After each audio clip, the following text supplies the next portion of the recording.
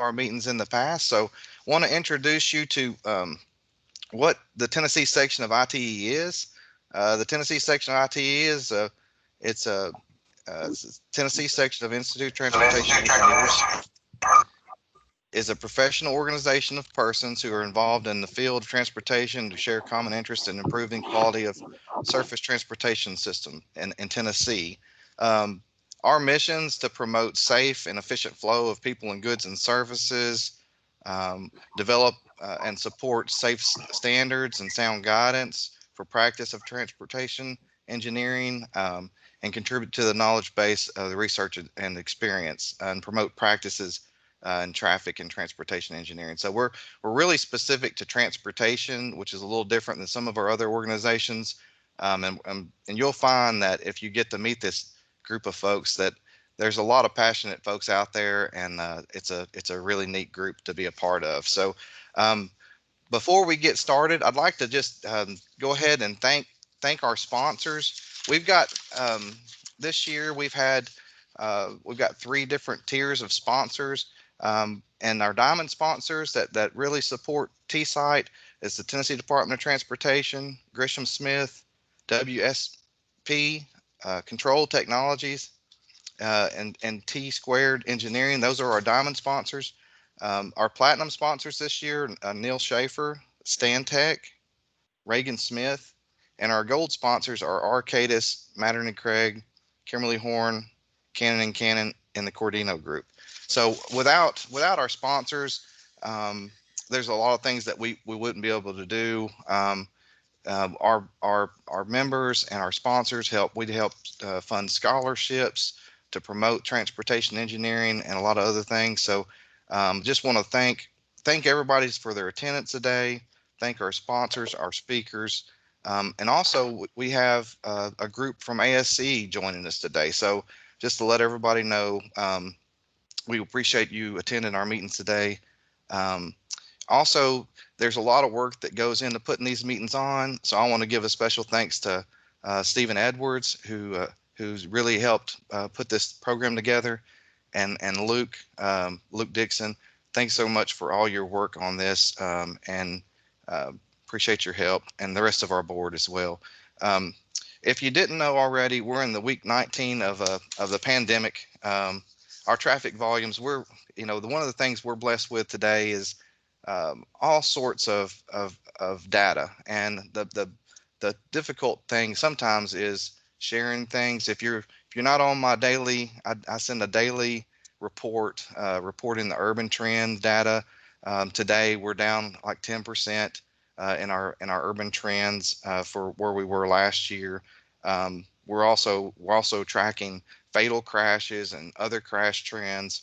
So just to let you know, it's pretty neat stuff out there as far as the information we have. Google, we're even watching what Google has for mobility, and some of the trends that we're seeing is like the workplace mobility, we're down 32%, but parks were up 110% right now. So we're seeing a lot of changes in what you see from pedestrians, the mobility we're seeing in transit as well. Aviation, we're seeing in U.S. airlines in April, we're down 96%. So just a lot of different things, and just want to share some of those items with you before we move on. So with all that said, we'll not go into any of the details, but want to go ahead and introduce Stephen Edwards. He is our vice president, and he'll help get us started. So go ahead, Stephen.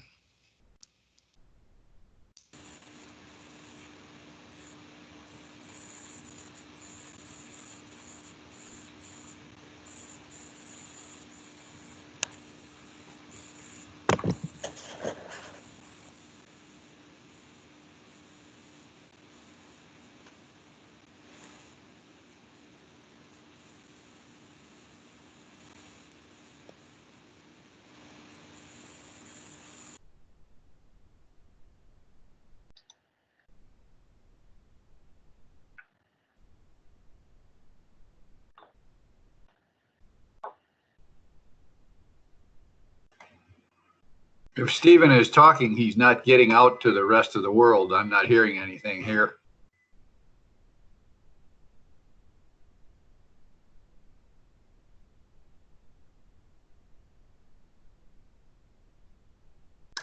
Yeah, I don't hear me either. You guys hear me now? Yes, sir. Hello. All right. Got you now. Yes. I got to practice it all once the first time, so I got all the stumbling out of the way maybe. So I would like to welcome everybody to the meeting today. Thank you very much for joining us. We're going to start off today with a brief introduction to the ASCE Nashville branch.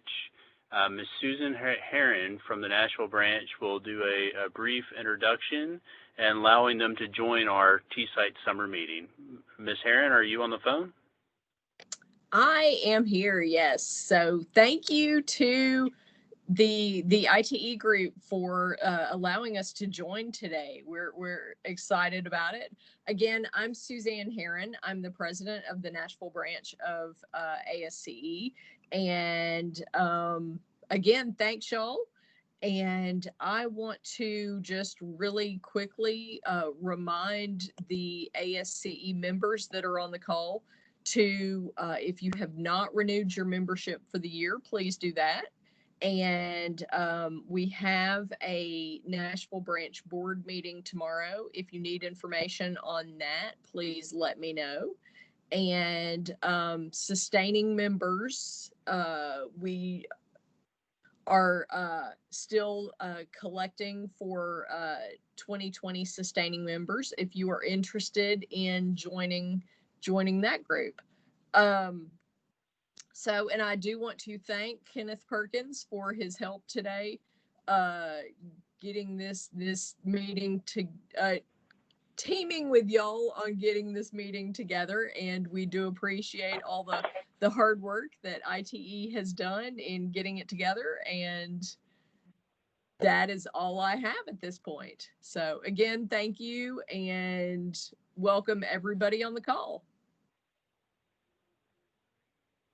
Oh, and I did forget to mention our annual golf scramble that's going to be on Tuesday, October 20th. So we have not announced, we don't have that much information out at this point, but be looking for that in future level lines. So thank you.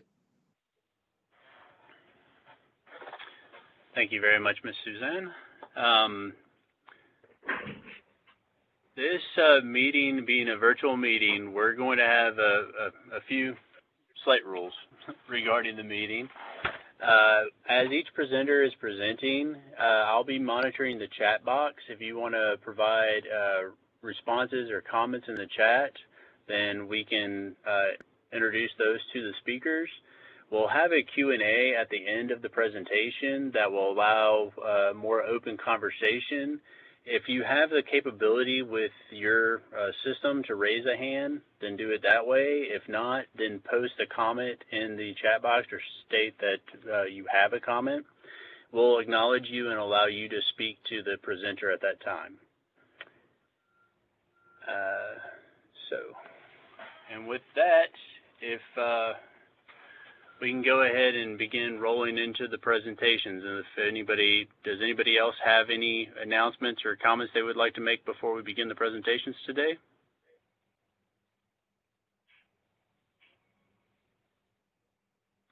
Seeing nothing coming up on our little screens. I know the first presenter here, I know he was rushing to get to a better computer system, so I'm hoping he's there by now. But Nicholas Euler is a member. He's the Bikeway and Pedestrian Program Manager here at the City of Memphis. Nick he's passionate about cities, in general his hometown in Memphis. Nicholas left home for a number of years to search for lessons on the topic of great. His pursuit of knowledge and experience rewarded him with a Master's of Urban Planning degree from Texas A&M University.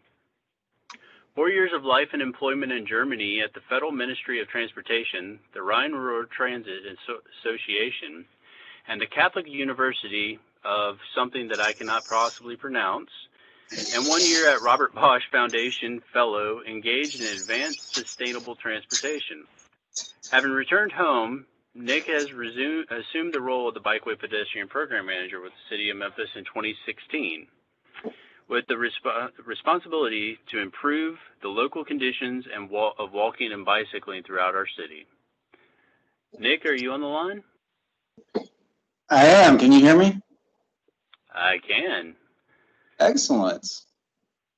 All right. So, Mr. Nick, if you can take over the screen here. I think I'm doing it. Let's see. There are fun pictures showing, so. Well, Do you see your presentation? not yet. It's stating, yeah, I see a picture of you. I can see, I guess that's your phone looking at you. Since City of Memphis, we can't afford cameras for our actual computers.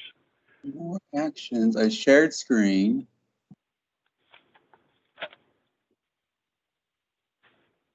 Oh, wait a minute. Let's see.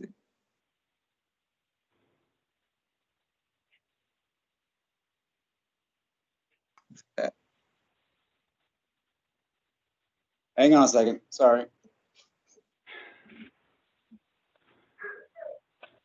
So, this is one reason why you always put some flex time into your meetings when they're virtual conferences.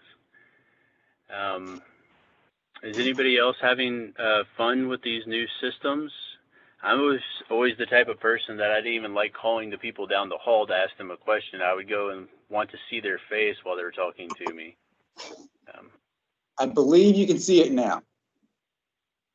No, sir.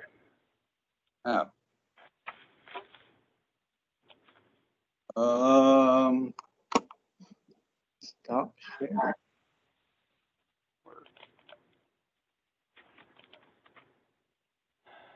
Oh, you know what it may be is I have, well, that shouldn't matter. I've joined the meeting on 2 different devices for the purpose of being able to see and speak. I'm on my phone. My slides are on a computer, desktop computer. You'll probably need to just log in under one. I don't know if our system allows both. And if you log in under one, you'll have to call. It'll give you an audio dial-in number that you can use the speakerphone. Okay. Well, I guess I can try that. Let's see.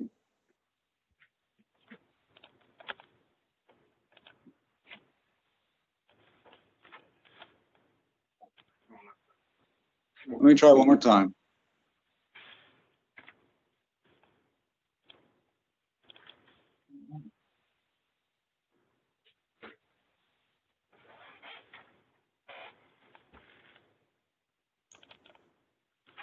Still nothing? No, sir. Okay. Sorry about that. Let me see. I've got it pulled up on my computer. Let's see if I can share mine, and we'll use my screen. And you just might have to tell me to advance occasionally. Okay.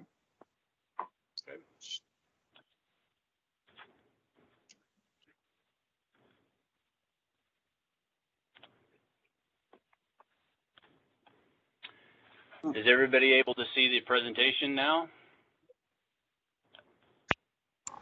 Yes. Nick, are you able to see it?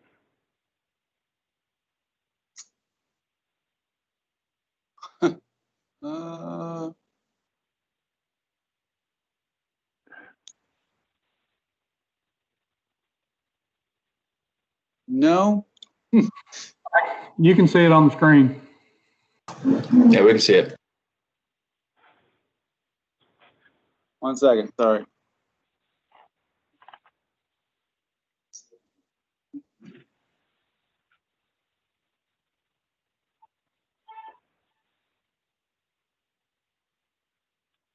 Okay. Well, I can see it now.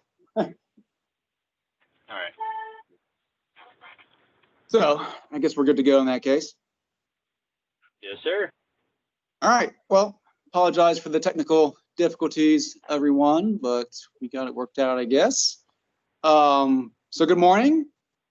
It's a pleasure and honor to be the first speaker at the summer meeting for TSITE. So thank you for the invitation.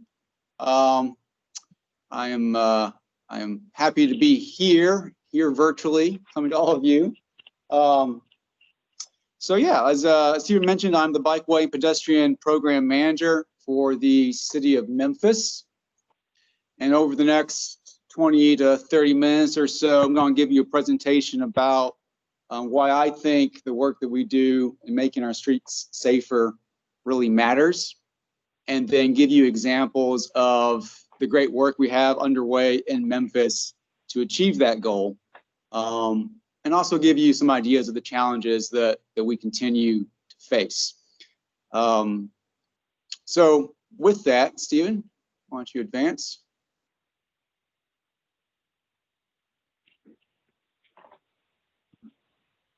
I think you went one too far. Okay, so as Stephen was mentioning in my bio, cities really are my passion. How cities work, how they function, what makes some cities more successful than others. That's really what just fascinates me and motivates me professionally and even personally to a large extent to thinking about. I'm fortunate in that I was able to live in many places so far in life. I've lived abroad for about 4 years in Europe. I lived in Texas for a couple years, so it was almost like living in 2 foreign countries.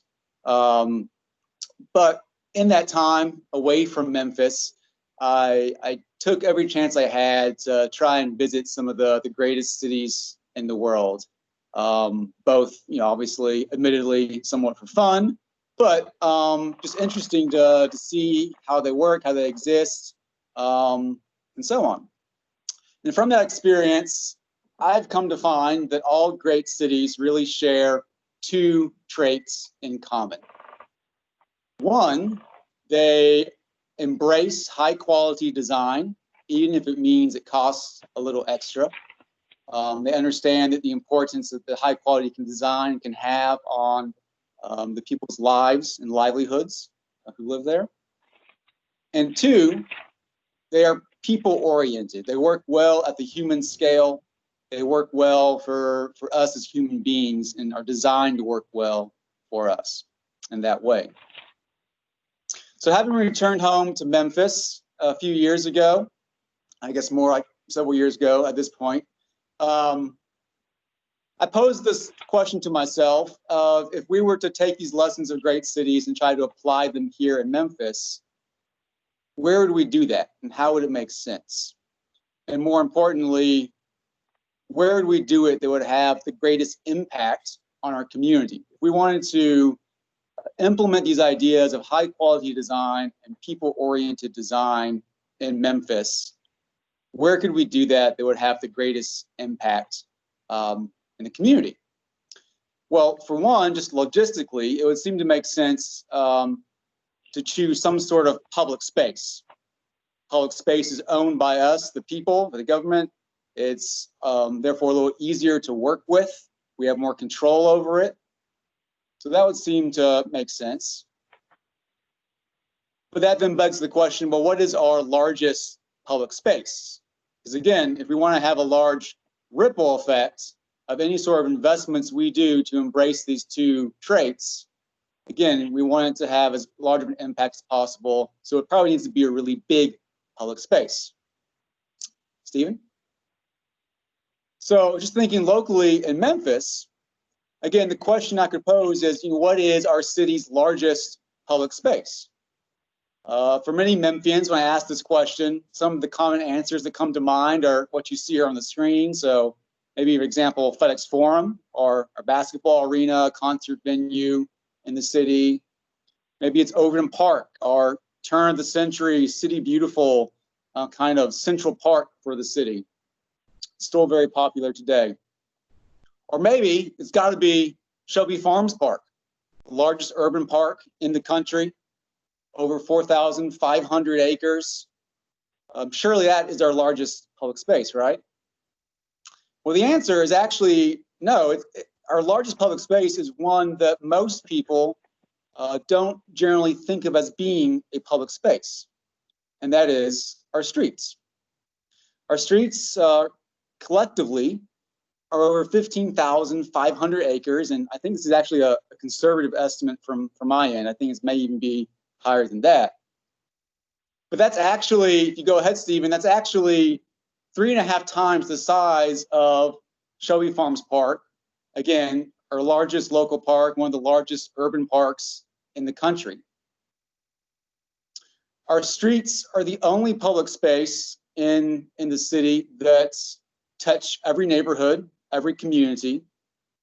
Our streets are the only public space that almost every Memphian, without exception, uses every day of his or her life. No other public space can claim to be that far-reaching. No other public space can claim to be that much used on the everyday lives of our residents and our citizens. So I would argue if we want to implement these ideas of high quality design and people-oriented design and have the biggest bang for our buck, we need to focus on our streets. And there are many benefits as to why improving our streets and embracing these ideals on our streets matter and why we should strive for that. I could talk about the obvious ones, environmental benefits. Obviously, if we can make our streets more conducive for walking, for biking, for public transit, we can cut down on pollution, greenhouse gases, so on. We can talk about economic development and the role that transportation mobility plays in creating a vibrant local economy. But really the big one, the one I think that really should take the most focus is safety. Stephen?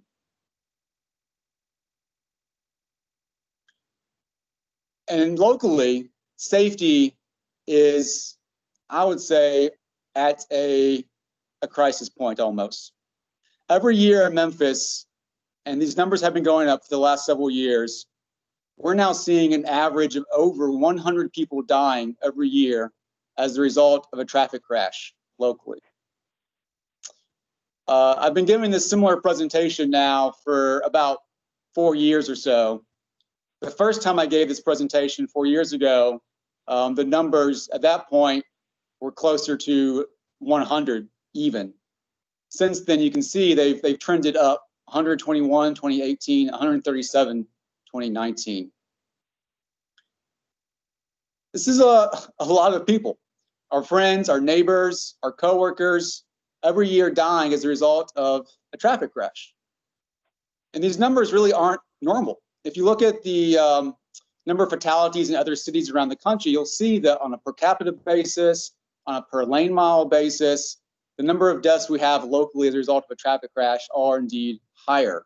I was in Toronto speaking at a conference last fall and had the opportunity to speak with some of the local transportation officials from the city while I was there. And this is a city of multi-million people.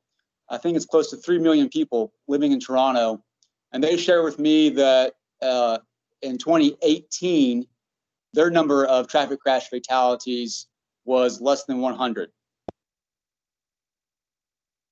It's easy for us in our modern day life to take these numbers, to take these crashes and these victims as something being for granted, that this is just a part of modern life. There's nothing we can really do about it, and we just have to kind of accept it. But what position does that really put us in as a society? And if we really stop and think about it, isn't that kind of crazy? I mean, let's do a thought experiment. If 100 people were dying every year in any other public space in Memphis or in your community, what would the public reaction be? If here in Memphis, 100 people died every year in Shelby Farms Park, would we just assume, well, I guess that's just something we have to live with? Of course not. There would be demand for immediate action from authorities to investigate what's going on and find a solution. If over 100 people were dying every year in FedEx Forum, would we just shrug our shoulders and say, well, that's the risk you take when you go to a Grizzlies game? No, of course not, right? But that's often the mindset we hear around traffic crashes and injuries and deaths as a result of a traffic crash. The reality is that our roads are dangerous in many cases, not always, but in many cases by design. Because for years and years, we prioritize the throughput and flow and speed of motor vehicles over other users, over other considerations, over other ideas of what a street's purpose is, other than just moving cars. And as you're seeing on this slide here, you know, the problem has gotten so bad locally that there's even national attention. We've drawn national attention to this issue. Different media outlets over the last several years have ranked Memphis as one of the most dangerous places in the country to walk as a pedestrian. This recent example here, just from last fall, the Memphis metropolitan area being ranked the most dangerous in the country to walk. And I should note that as a state, Tennessee often also ranks pretty high on these lists of being dangerous for walking. And I'm going to turn now to walking. Because out of those over 100 deaths we see every year, we know that people who are walking are disproportionately represented as the victims. So for example, last year, 2019, we saw a record number of pedestrian deaths in the city. 42 people died in Memphis last year because they were trying to walk somewhere. That's about 30% of all of our traffic crash fatalities for 2019. So to start addressing this issue, a few years ago, we undertook a pedestrian safety action plan. Very data-driven, looking at all of the existing conditions, at crash history, where existing facilities are, where they aren't, just to try and get a sense of how big of an issue this really is. And the findings were pretty alarming. We found, for example, that 80 to 95% of all sidewalk in the city requires repair at some level. And we found that a third of all of our existing sidewalk infrastructure actually requires immediate repair, that it's beyond passable and dangerous in its existing condition. And of course, we found that many hundreds of miles of local roads don't even have any sort of pedestrian facility infrastructure today. We also found, well, you know, what would it take to actually change things? So, oh, I'm sorry, Stephen. Go ahead, 2 slides. Thank you. We also found that if we wanted to try and address this issue, and we asked ourselves the question, you know, how much money would it really take?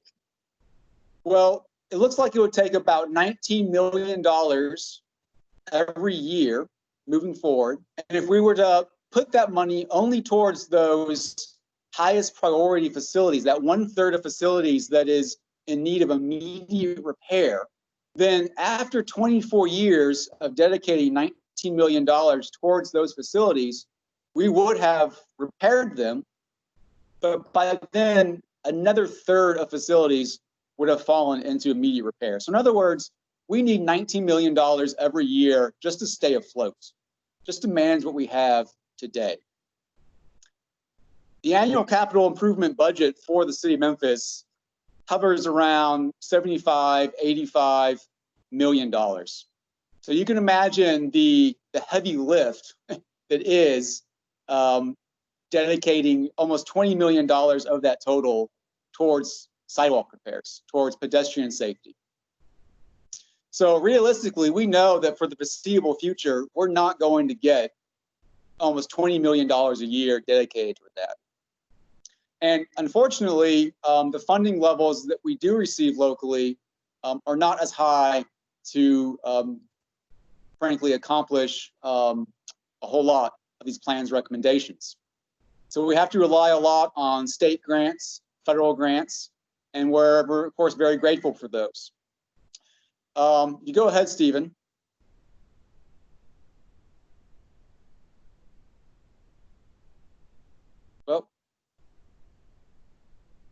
Not sure. Do y'all still see the slides?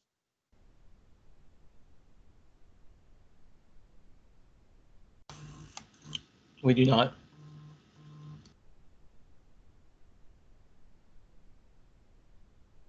We may have lost Stephen.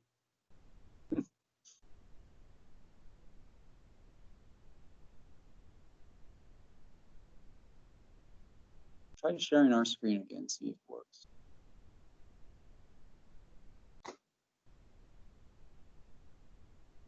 Oh, okay, yeah. I think it's working. Do you see it now?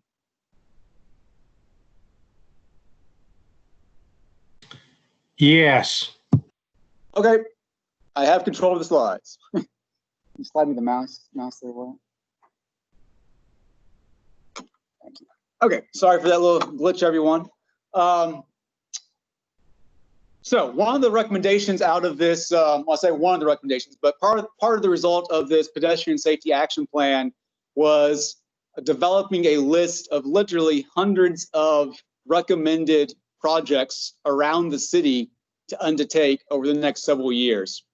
Again, knowing that receiving funding for all several hundred of those recommendations was unlikely, we narrowed down to 20 or so pilot projects around the city. The idea being these are high priority locations and could also, these individual projects could showcase some of the different infrastructure types and design opportunities.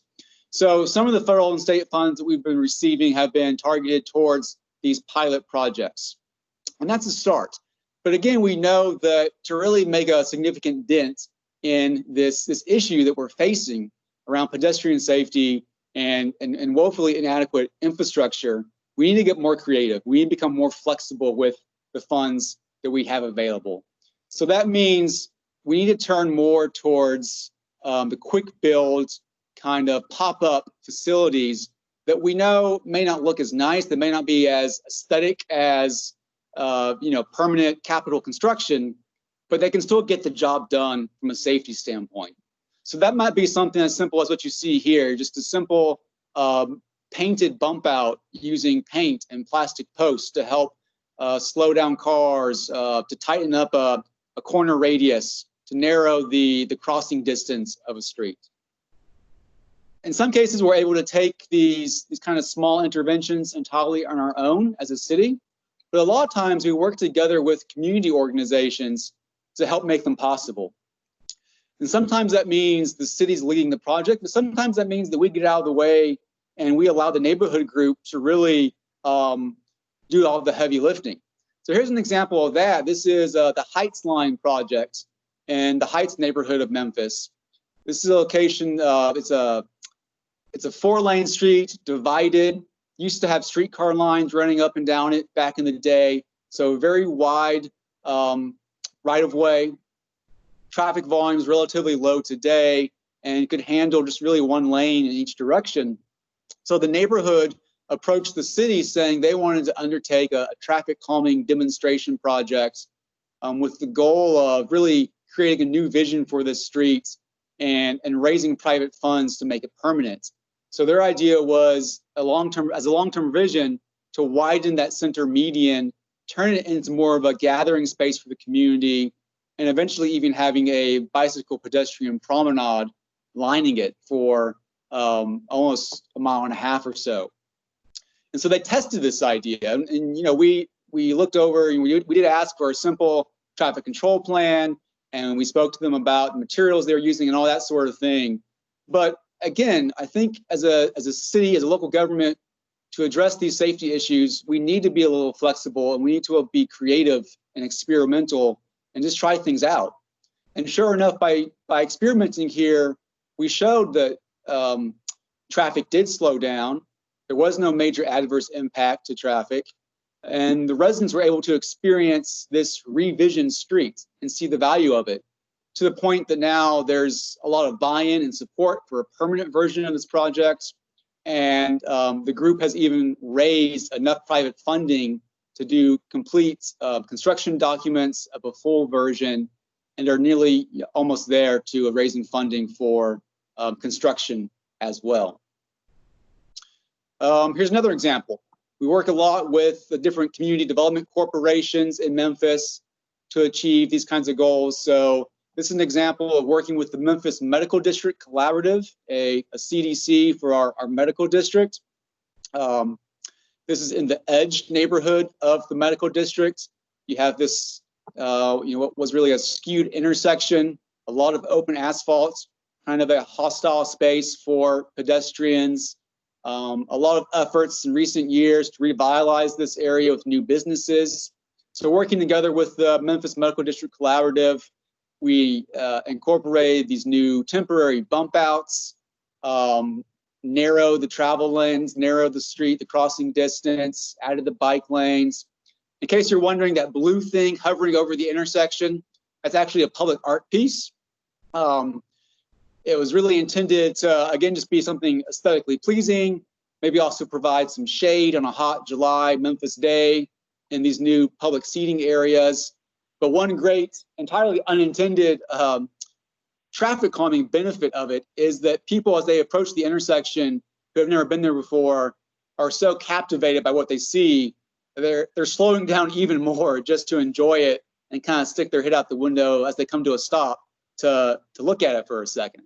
I've even heard from one woman who said that she enjoys pausing at the stop sign for slightly longer on a breezy day because all of those thousands of little blue streamers hanging over the intersection, when they're wrestling in the wind, they remind her of being at the beach. So whatever works, whatever helps slow down traffic, that seems like a win to me. Again, working in the medical district, just using some low-cost materials to, again, improve pedestrian crossings, create pedestrian refuge islands, or create protected bike lanes. Here's a drone shot looking down at a portion of Manassas Street. This was a 5-lane roadway. We did a road diet to 3 lanes, created this mid-block pedestrian crossing along with an artistic mural on the street. So again, we're not having to break the bank with these kinds of interventions. They can be done relatively quickly. They can get the improvements on the ground that we need from a safety standpoint. And the long-term goal can still be eventually permanent construction. Another example, mid-block crossing, also in the medical district. Another example, as part of a pilot project that was done in downtown, tightening up some corner radii, narrowing the crossing distance. And when we do these kinds of temporary projects, or maybe not temporary, but just low-cost interventions, we try to work with the neighboring residents as much as possible. So this is an example from South Memphis. This is on Walker Avenue. We had received a lot of complaints about speeding down this street. We did a simple speed study and found that many drivers were going as high as 60, 65 miles per hour down the street, where the posted speed limit is 35. There's an elementary school and some daycares located directly on the street, as well as a park, a library. So a lot of children walking along the street and parents, rightfully so, being concerned for their safety.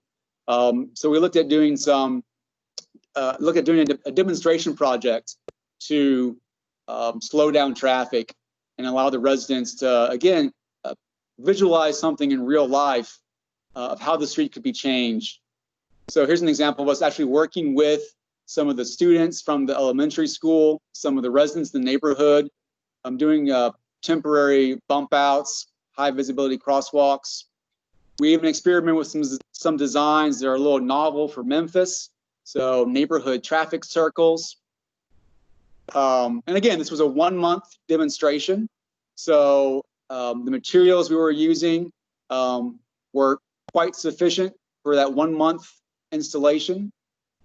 Here's an example of, again, neighborhood traffic circle with some very low-cost solar-powered string lights strung up in the middle there, just to improve visibility at night, but also just make it pop a little more aesthetically pleasing for the neighborhood. And the residents ended up loving these lights. They actually started getting phone calls to have those lights installed in front of their house. They wanted to have it, so I explained that wasn't really an option. And of course, education is key when doing these kinds of interventions, so that the neighborhood residents know what's going on and what the purpose of these are. So whether that's going door to door, doing public meetings, or putting up signage along the corridor, just so people understand, what's happening. And then I'm going to talk about a project that started just as some of these low-cost interventions that you've seen, but has since turned into a permanent construction. And again, that's the idea that today we can take quick action for relatively low money to help bring these safety improvements that we need. Long term, that can build supports for permanent construction. So an example of that locally, one that we're really proud of, is the Hamp Line. The Hamp Line is a nearly 2-mile long bicycle and pedestrian corridor that connects our two most popular parks, Overton Park and Shelby Farms Park. Also connecting to the Shelby Farms Green Line, which is our most popular greenway trail or path in the city. So what you see here on this map is Overton Park. This is the Hamp Line coming down on Broad Avenue, then going down Tillman, connecting to the Shelby Farms Green Line, and that then heads farther east to Shelby Farms Park. So it's connecting two of our largest recreational assets, but also along the way, it's going through the neighborhood of Binghamton, this area really around here. I think you can see my cursor, which I would argue is one of the most disinvested, neglected neighborhoods of Memphis over the last several decades. A lot of disinvestment, a lot of out-migration, as well as also connecting to this burgeoning kind of arts retail district along Broad Avenue. And this idea started almost 10 years ago, where those residents and businesses along Broad Avenue really came together wanting to fix their street. At that time, it was a 4-lane roadway, very low traffic volumes, so there was often speeding. They wanted to make the street more appealing for walking, for bicycling. The Shelby Farms Green Line had just opened to much fanfare and success in Memphis, and they wanted to build on that success and get connected to that new public asset somehow.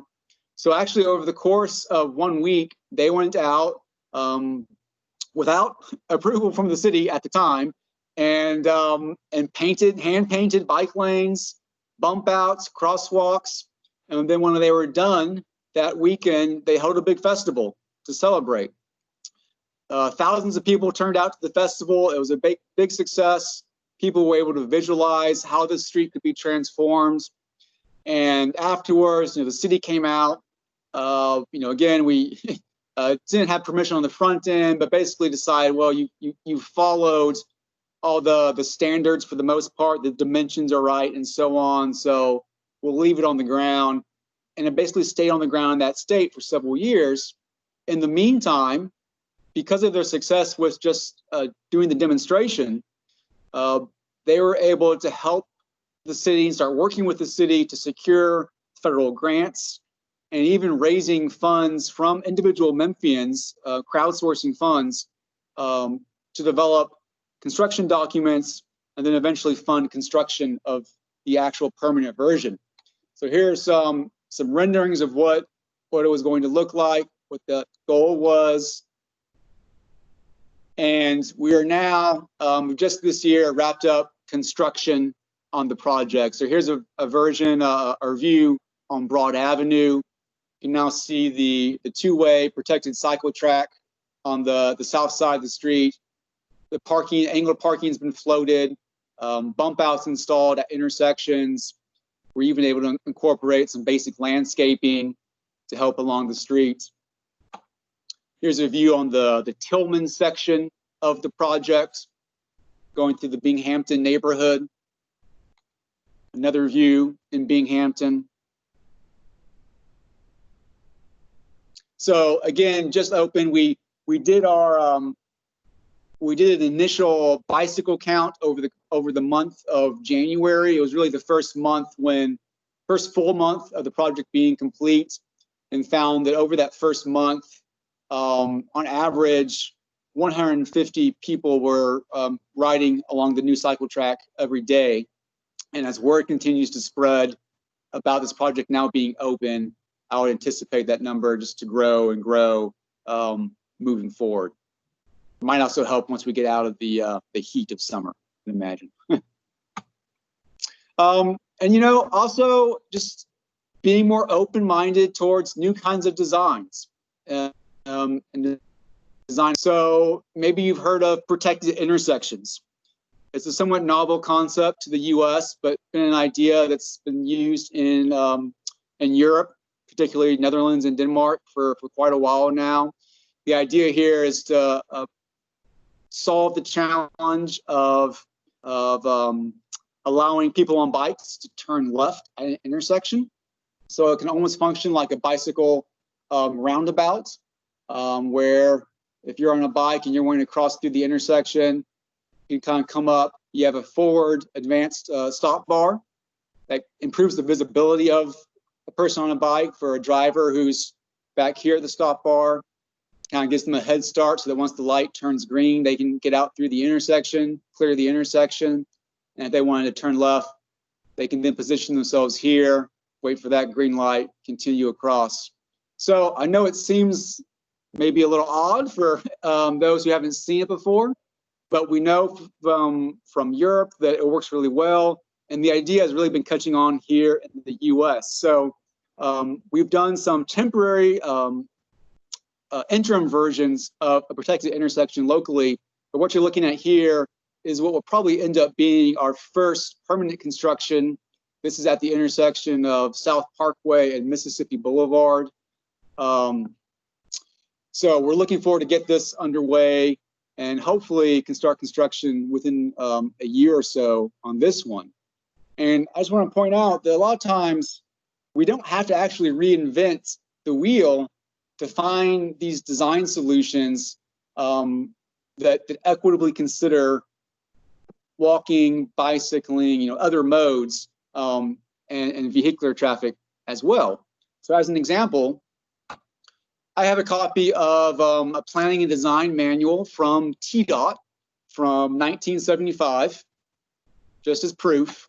Here's a zoomed in section of that, 1975 there. They have a section in the manual that talks about intersection design guidance for bicycle facilities.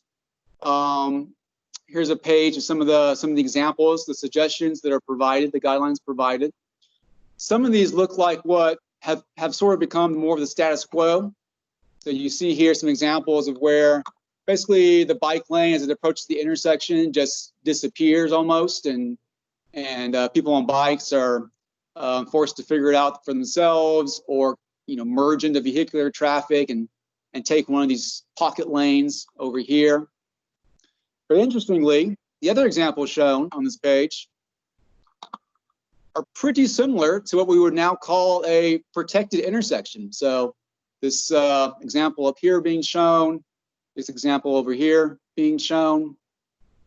So all that's to say that in many cases, again, we don't have to reinvent the wheel. A lot of the design solutions that we know work were actually already being thought about and considered, even in the US, even in Tennessee, decades ago.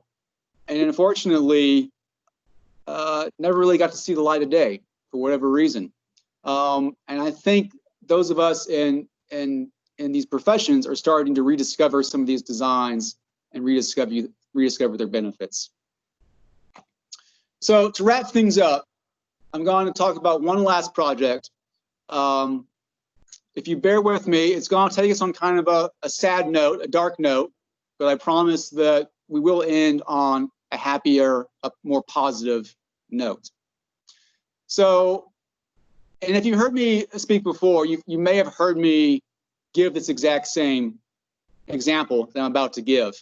So bear with me from repeating myself, but I think it's an example that warrants repeating. I think it needs to be repeated. And so what you're looking at here is a pedestrian refuge island. Very simple feature that was installed on Cooper Street, now almost a couple years ago. The idea here was just simply to enhance safety of crossing Cooper Street at this uncontrolled location. This is in the Overton Overton Square district, kind of a nightlife area, lots of bars, restaurants, some theaters. So a lot of pedestrian traffic crossing back and forth on Cooper here at this mid-block location.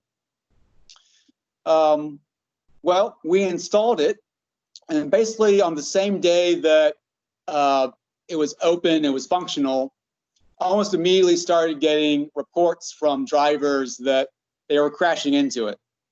They didn't see it. They were knocking down the signage. They were running up over the island itself. So we did everything we could to make it more visible. We bedazzled the heck out of it. Put reflectors on there. Put those barricades on there. I think maybe even added some signage there to make it more visible. And people just kept running into it almost. The local news set up some cameras and tried to actually catch people crashing into it. I remember one story of one driver in particular who was complaining about damaging his Porsche on the island and how it was inconveniencing him. So what's interesting though, and given all that background, is that on the very same day that this facility, this really simple piece of infrastructure meant to improve safety for walking, the same day that it opened and became functional, that evening, just about a half mile or so from this location, a young woman by the name of Kelsey Ashmore, she was 21 years old. She was crossing, she wanted to cross Poplar Avenue to go into Overton Park, where she wanted to go to her college, the Memphis College of Arts. It has its main campus actually located in the park. So she wanted to go to campus, presumably to study, to do homework, maybe to meet some friends. She was crossing Poplar Avenue at an intersection, at a crosswalk. She started walking across the streets, didn't make it though. She was struck by a driver. She was rushed to the hospital and later died of her injuries. Over the course of that same weekend, though, in the local news cycle, the story that seemed to dominate the headlines more so was not the story of this young woman cut down in the prime of her life simply because she wanted to walk across a street. It was the story of how this pedestrian refuge island that you're looking at right here was supposedly inconveniencing drivers, forcing them to slow down, damaging their cars. And the story of Miss Ashmore and her tragic death was buried in the back pages. I share this story because I believe it illustrates the challenges that we are faced with around this idea of trying to redesign our streets to be safer for everyone who uses them. I don't mean it as an indictment against the media necessarily, but I think almost us, society, our city in general, this idea, this mentality that cars are king and anything that inconveniences drivers and forces them to slow down is seen as a negative, is seen as a bad thing. And so moving forward, we are going to continue to face these challenges and these this difficult mentality from locals. But I think piece by piece, little by little, we are starting to change the way that Memphians view their streets and allow this idea that streets are for everyone, no matter how you get around, to gain a stronger foothold. I promised we would end on a more positive note. So to wrap things up now, conclusively, here it is.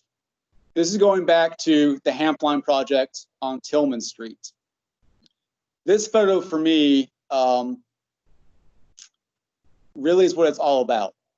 So this again is a project that was redesigned the street to make it safer for walking, for biking, to make it safer for everyone, no matter what your ability is, your age is.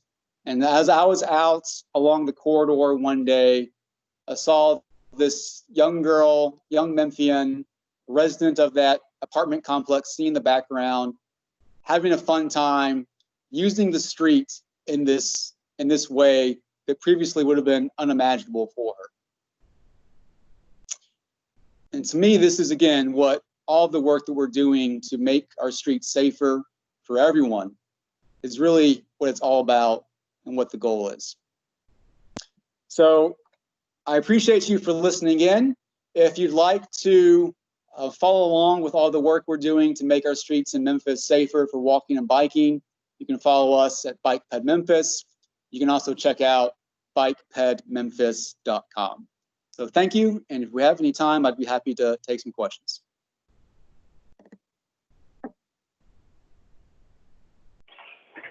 Hey, Nicholas. This is Kevin Counts. Just quick question for you. What about the safety issues if, let's say, they had a fire? Would it be rather difficult for a fire truck to pull over a curb or that divider? Yeah, I'm guessing you're talking about this project in particular. Let me see if I can find a better picture to answer that question. I think one of the other pictures I have in here. Or even a vehicle that got in an accident, if you just have 2 lanes available, wouldn't that block the vehicle from pulling over to a shoulder or over to the side and just block traffic for that that road until it can be towed? Sure. So this towards your first question there about emergency vehicle access, these yellow bollards you see down the cycle track there, those are actually flexible. So, you know, if a fire truck or an ambulance needs to come through, they can plow right through those, honestly. It's not going to damage the vehicle. And those are actually designed to just pop right back up. I'm sure at some point they would reach, if done enough times, they need to be replaced. But that's one simple way that, you know, emergency vehicles still could access that cycle track, those bike lanes, if they need to. And then to your other question around disabled vehicles needing to pull over, well, sure. I mean, I guess that could happen. There are a number of locations along the corridor where they can still pull over. There are sections that have parallel parking, on-street parking on the street, or just different curb cuts, you know, they can pull into.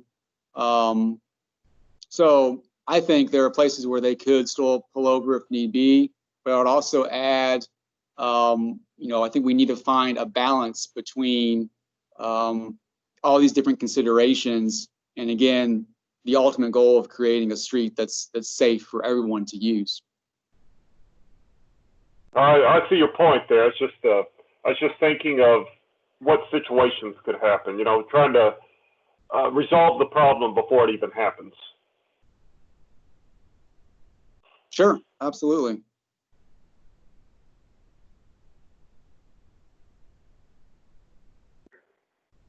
I'm not sure if there's a moderator for the questions, but anyone else wants to chime in, or?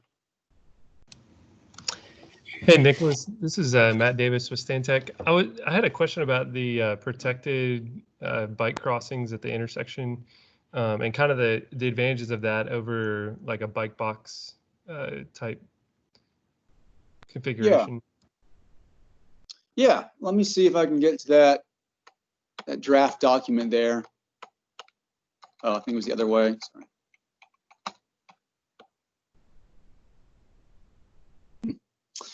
Sorry. Quick side note, I just I don't even have to say this is a document from the 70s. All you have to do is look at those figures on the front page and see it screams 70s, I think.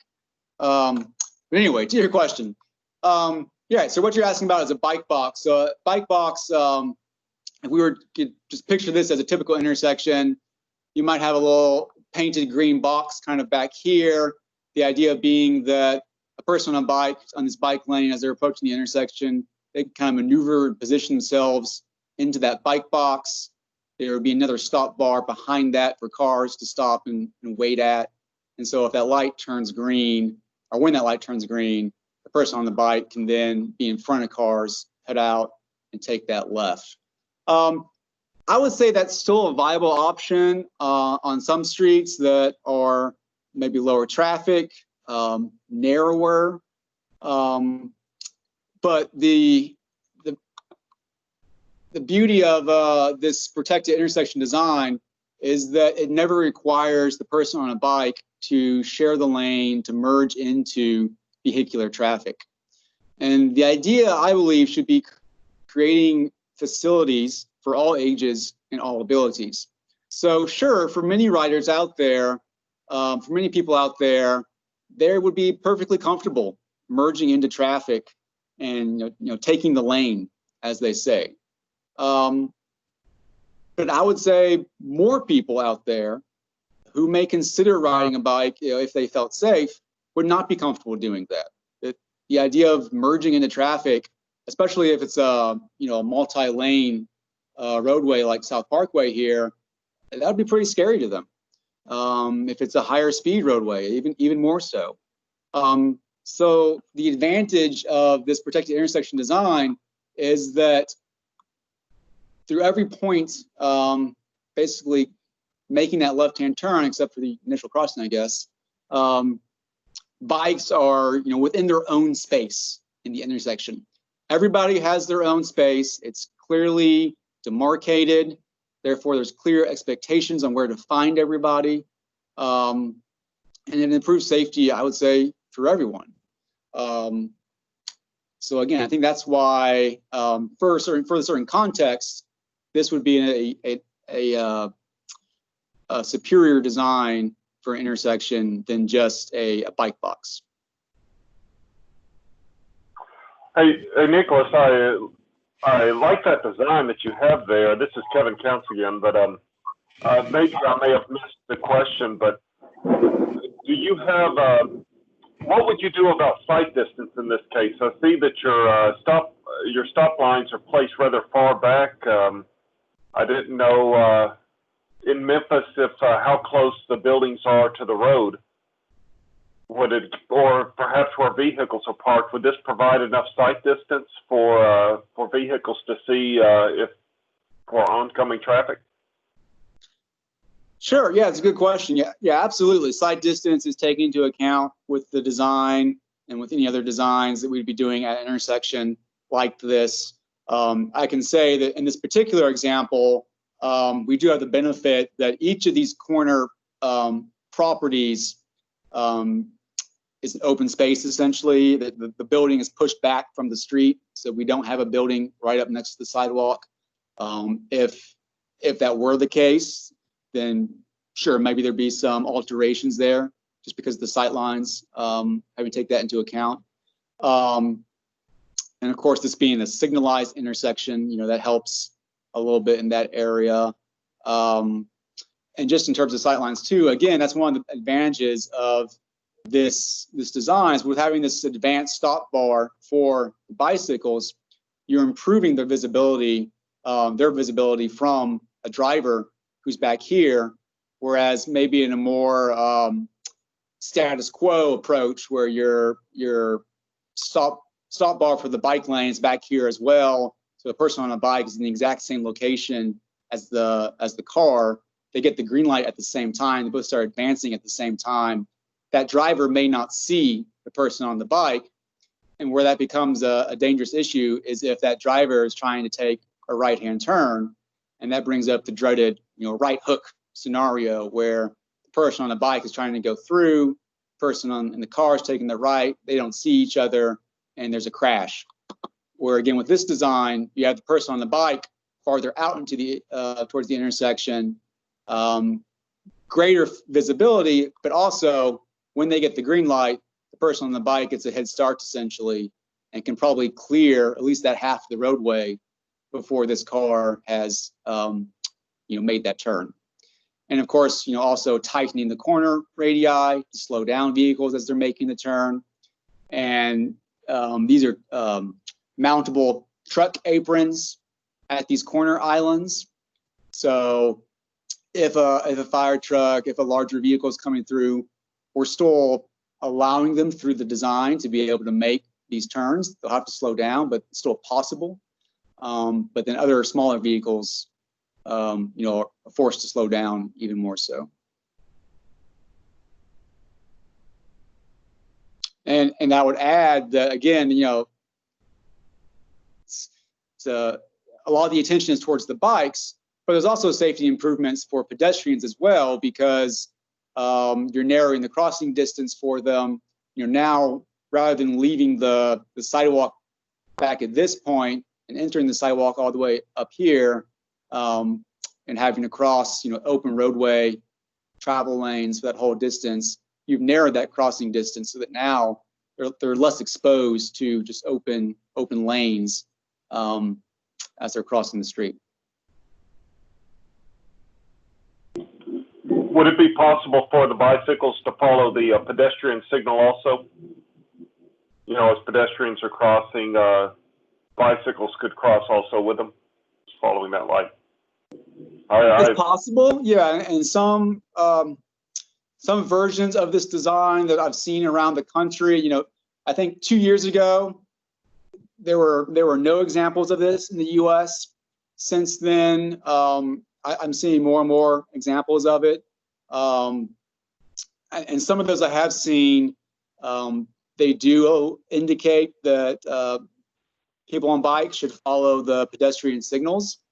In most cases, though, a bicycle signal is installed as part of the signals at the intersection.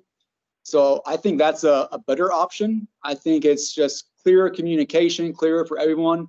If everyone has their own specific signal and lane markings and everything, I think that creates a lot more clearer expectations for everyone. But if for some reason a bike signal wouldn't be an option, then I think you could just direct them to use the PED signal. So yes. Okay, thank you, Mr. Nick. We're gonna go ahead and move on to the next presentation. Can everybody hear me now? My phone doesn't want to unmute, so. Yes, we can. All right. Thank you. I keep hitting the button. It just doesn't like me very much.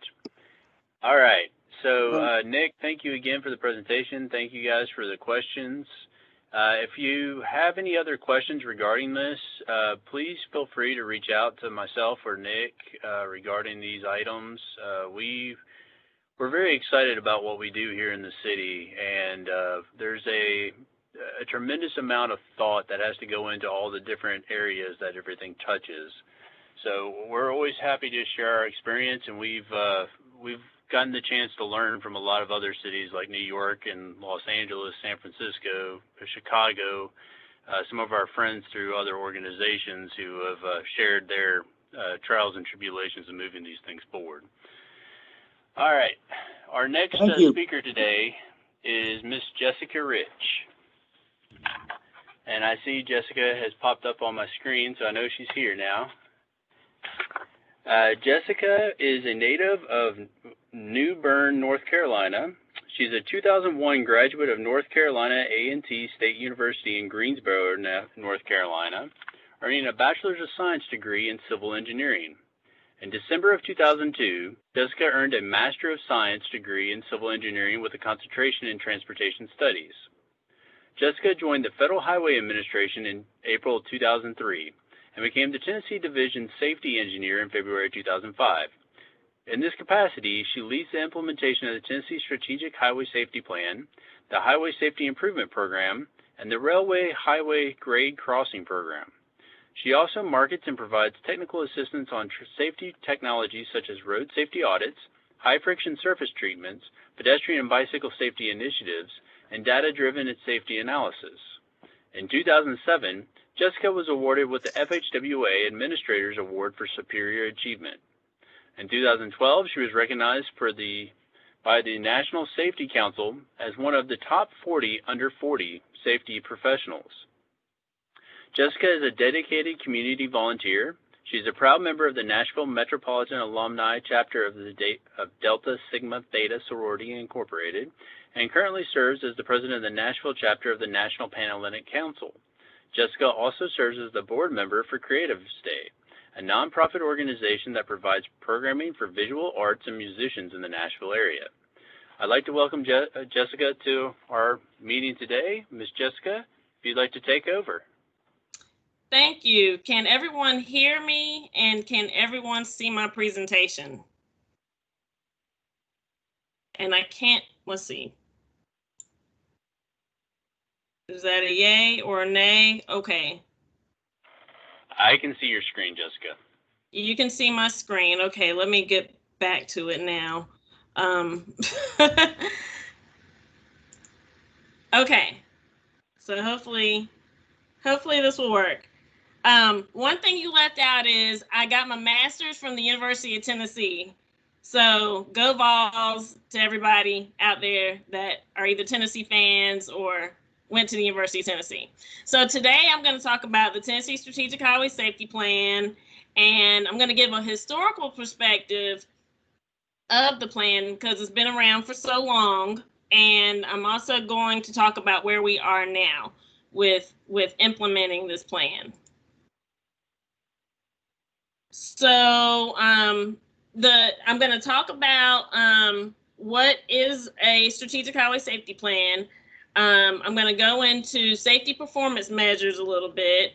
I'm also going to talk about Tennessee's strategic highway safety plan and give you some brief history on that, as well as the update that we just almost completed, and then the performance management aspect of the plans and the action plans that are required.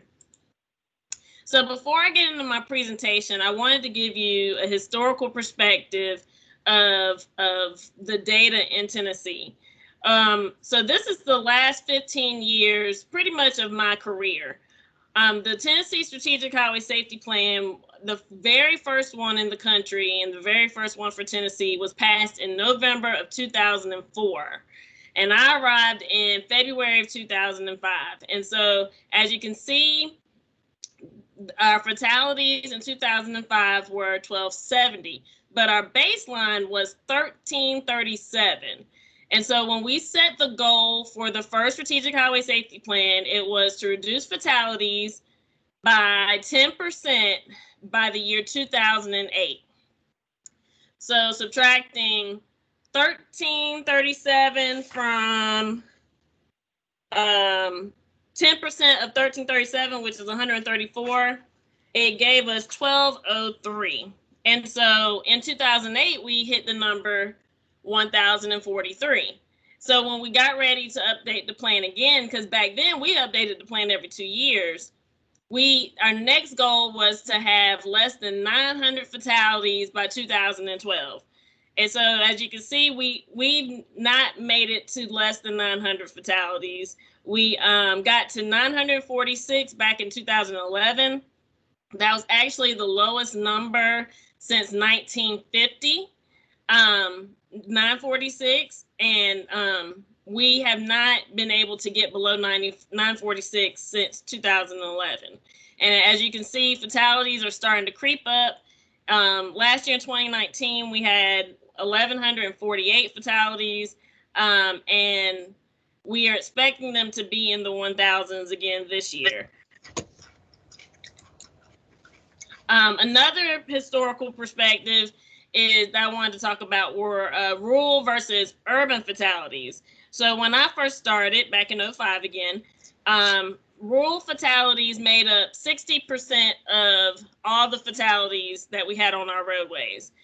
But as you can see, in 2018, rural and urban fatalities were just about equal. They evened out. And now in 2019, the fatalities have increased on urban roads. They have overtaken what we used to have on rural roads. So I think one of the reasons why we have less fatalities is because of the whole reason behind the Highway Safety Improvement Program.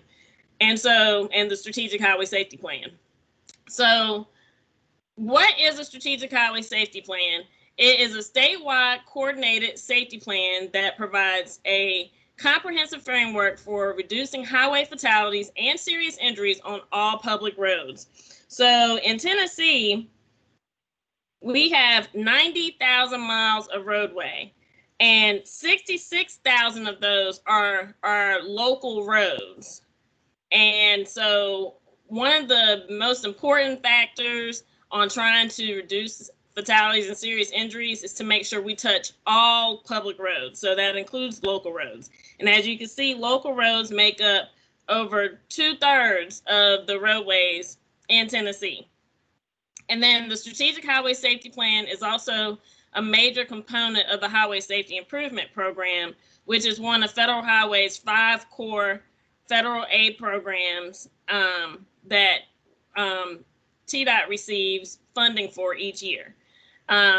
So going back to that, in 2005, before the transportation bill called Safe TLU, before that, TDOT only received $2 million a year in federal funds to do safety projects.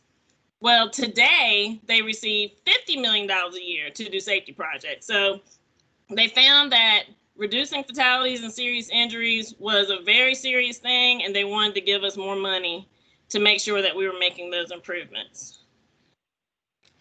So some of the things that a Strategic Highway Safety Plan has to have: first, we have to consult with a variety of stakeholders during the development process. So in this most recent time of updating the SHSP, we sent the Strategic Highway Safety Plan out to 127 stakeholders.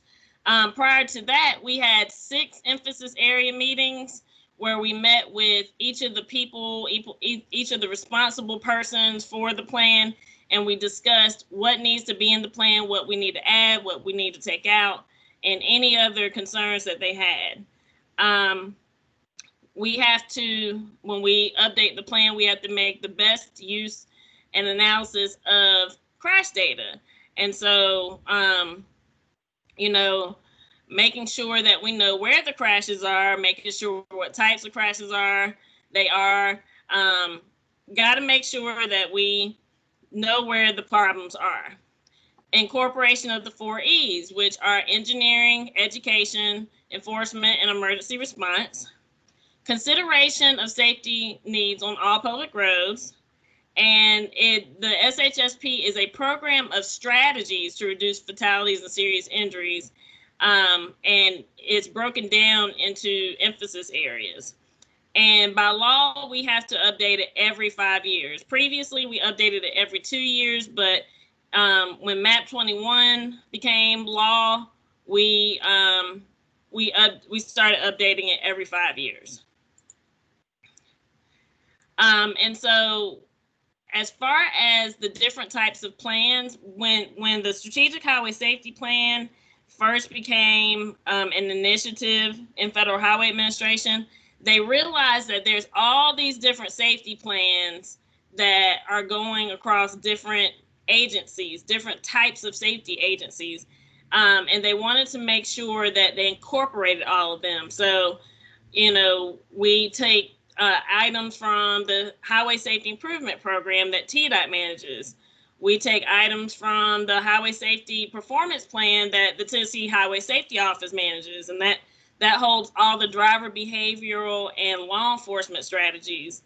The Motor Carrier Safety Action Plan, also known as MCSAP, that is a plan that the Federal Motor Carrier Safety Administration uses to administer funds to our law enforcement agencies for motor carrier types of initiatives. The Traffic Records Plan, that's part of the NHTSA, National Highway Traffic Safety Administration. They are that TDOT and the Tennessee Department of Safety, they submit a plan annually to them to receive funding to improve traffic records in Tennessee.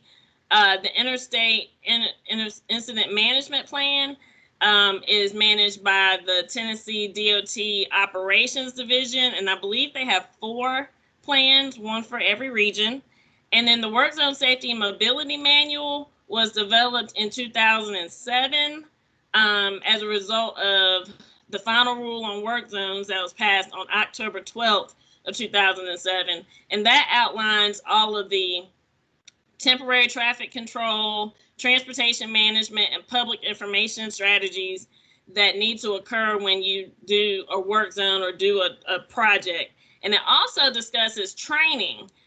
Everyone that is on the project needs to have some type of training, from those that are constructing the project to those who are monitoring the project or your law enforcement officers. So I believe TDOT updated that manual a couple of years ago, but the first one came out in 2007.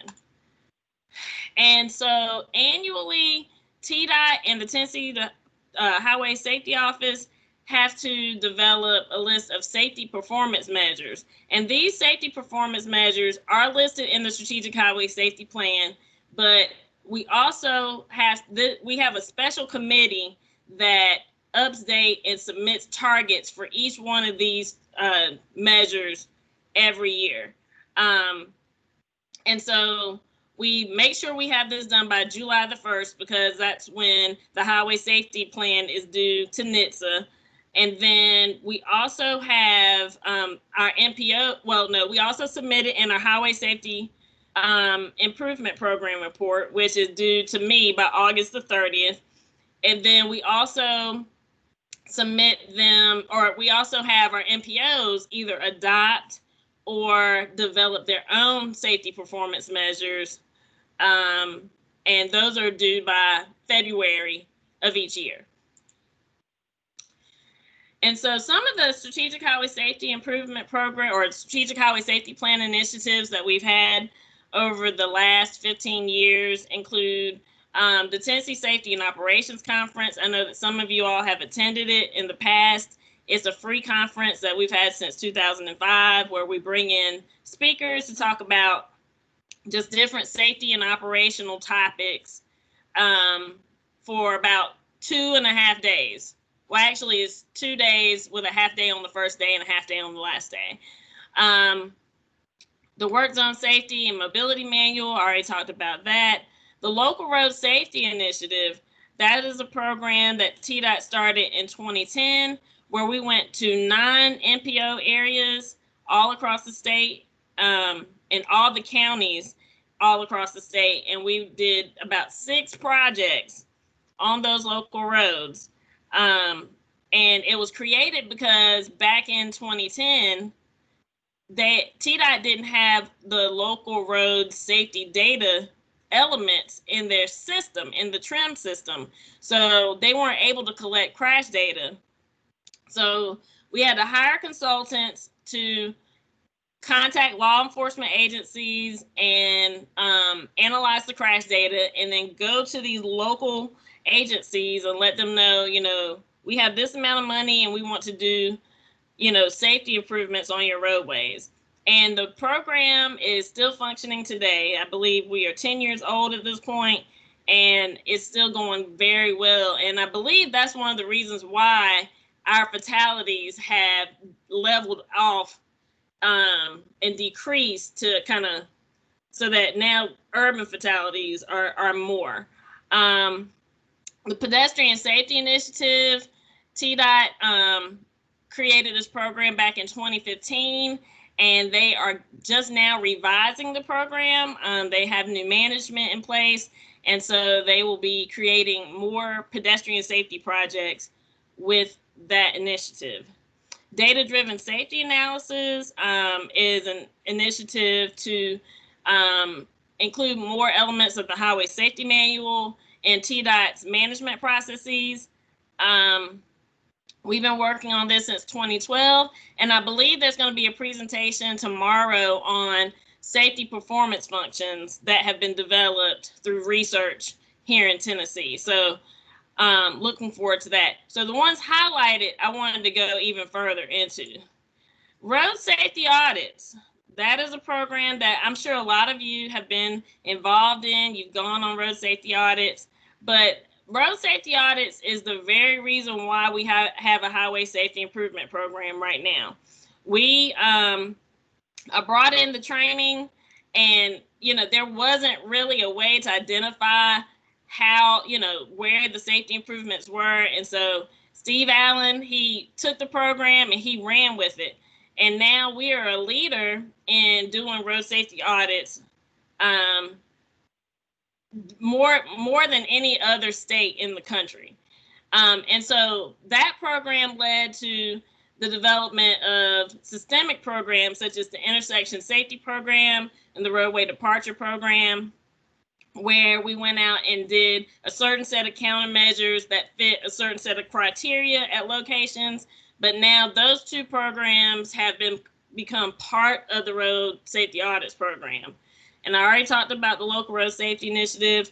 Alternative intersections, TSITE started doing more J-turn intersections. They actually won an award for those in 2014. It was a National Roadway Safety Award. And then diverging diamonds, I believe we have 6 across the state that are either already constructed or under construction. There's actually about 3 or 4 in the Nashville vicinity. One is around the corner from my house. I'm looking forward to seeing that one completed. And so, Tennessee has just really become more innovative over the years and become a true leader in safety. Tennessee Integrated Traffic Analysis Network, that's also known as TSITE, and it was created because Tennessee needed a place to store all of their traffic records.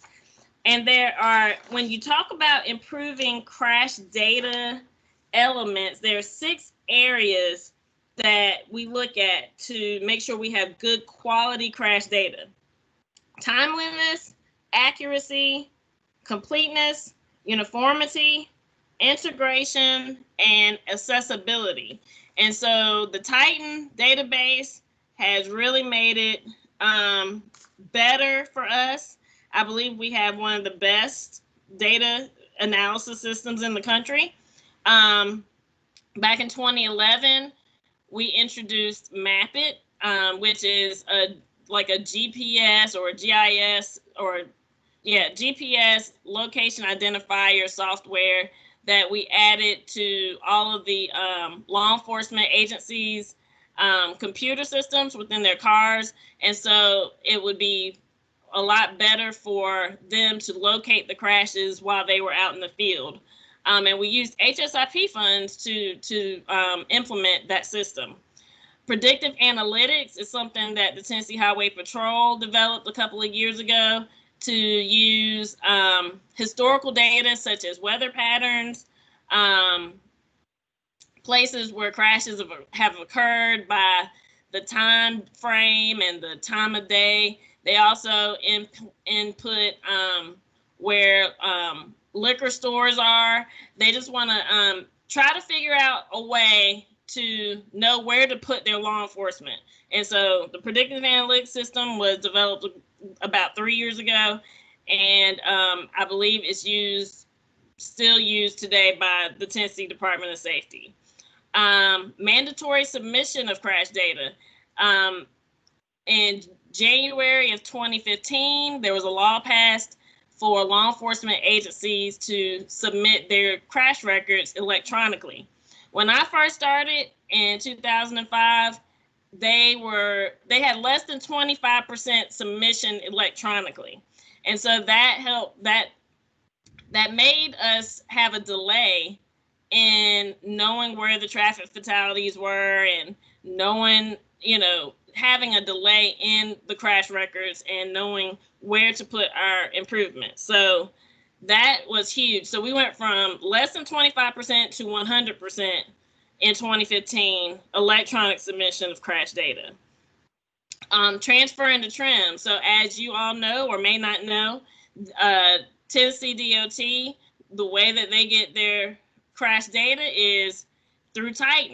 And so there is this whole transfer program that occurs to make that happen. And then dashboards. You can now go on Tennessee Department of Safety's website and develop a dashboard for where the fatalities and serious injuries are occurring by the roadways in Tennessee. And then the last initiative that I'm going to talk about is the Traffic Incident Management Facility. This is a facility located in Nashville. And the idea was brought to us by the Tennessee Highway Patrol. They wanted to have a location for them to provide training, on-site training for law enforcement professionals as well as emergency response professionals. And so Tennessee DOT, they constructed this facility in 2014. And part of this facility has cable median barrier. I'm not sure if y'all have ever gone out to it, but it's located off of Stewart's Ferry Pike in Nashville. So if you'd like to see it, it's out there. But the facility is used for training for law enforcement and emergency response professionals. So we use Highway Safety Improvement Program funds to construct that. So going into the Strategic Highway Safety Plan, this is what I call the book report version of the Strategic Highway Safety Plan. And I was the person who updated it every year. And I was so happy when we finally got a consultant to get this thing updated, because it was a lot of work. But from 2004 to 2013, we had 9 emphasis areas. And if you look at those emphasis areas, there's a couple of things missing. We didn't have anything to put to add bicycle and pedestrian improvements. That was not an emphasis area. I believe at one point we added it to intersections, but in the grand scheme of things, we felt at the end it needed its own emphasis area. And then the last 3, safe communities, legislation, and training programs, we kind of got rid of those emphasis areas because we felt that they could be incorporated into other areas of the plan. So now, and this is actually the new cover of our Strategic Highway Safety Plan, the 2020 version. We have 6 emphasis areas, and these are the ones that kind of drive our priorities for safety. And so here's the crash data. I went through and did my own data analysis of the crash causation factors. And so roadway departures and intersections were the top 2. And as you can see, those are both infrastructure related. But then the next 5 or 6 are driver behavioral. No seatbelt, senior driver, teen driver, impaired driver, distracted driver, aggressive driver. So that's where the Tennessee Highway Safety Office comes in with all of their activities. But those are actually ranked in order, and I hope you're enjoying the color wheel that is, it goes from right, where the big red area, that's the roadway departure, it goes from right to left, clockwise. So that's how you can read that. And so the Tennessee Strategic Highway Safety Plan, these are the emphasis areas kind of broken down. So under infrastructure improvements, we have railroads and roadway departure and intersections. We also, under operational improvements, we talk about work zones and incident management. We also may try to add in something, or we already have something related to connected and autonomous vehicles, which is an emerging technology that is still under development. And I believe TDOT has a couple of projects related to that. Vulnerable users, we have bike and ped crashes that we are addressing, as well as motorcycles and senior pedestrians. And the reason why we have senior pedestrians listed there is because there is an older driver rule that the Federal Highway Administration enforces. And when you have an increase of fatalities within a 2-year time frame of drivers and pedestrians that are above the age of 65, you have to have certain elements from the older driver manual in your strategic highway safety plan. And so we've triggered that rule every year since it came out. And so those elements are already in the plan.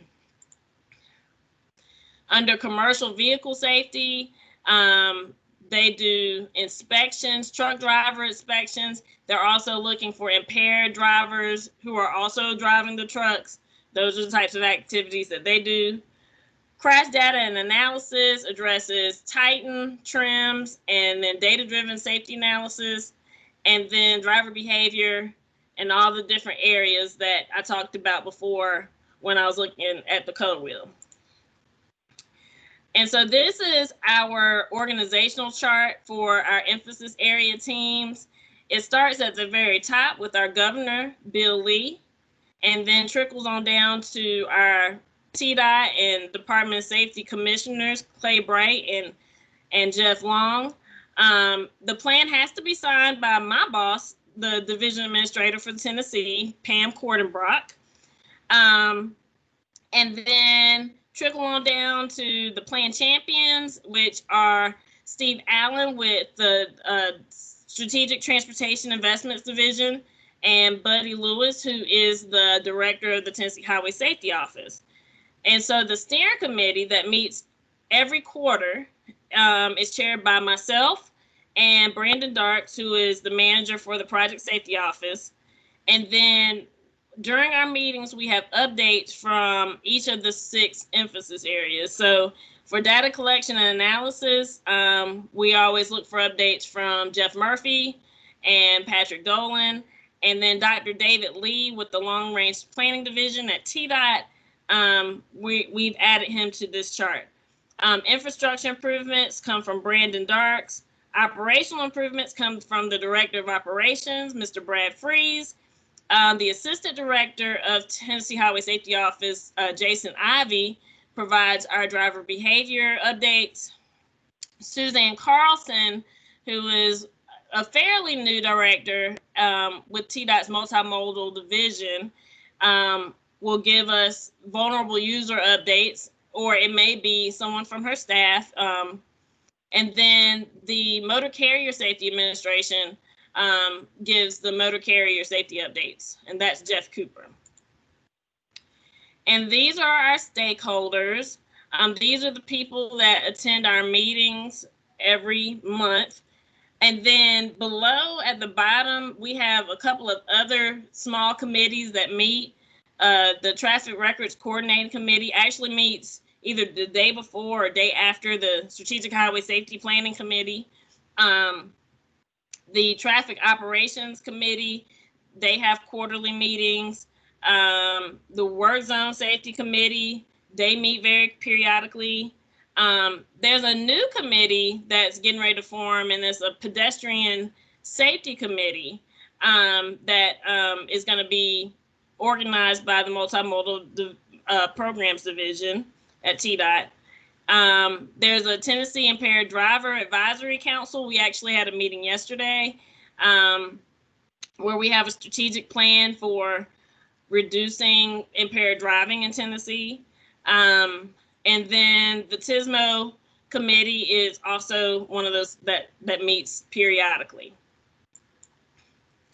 So going into performance management, the Federal Highway Administration, back when we received the MAP 21 the MAP 21 legislation, created performance management and created sets of performance measures for different areas.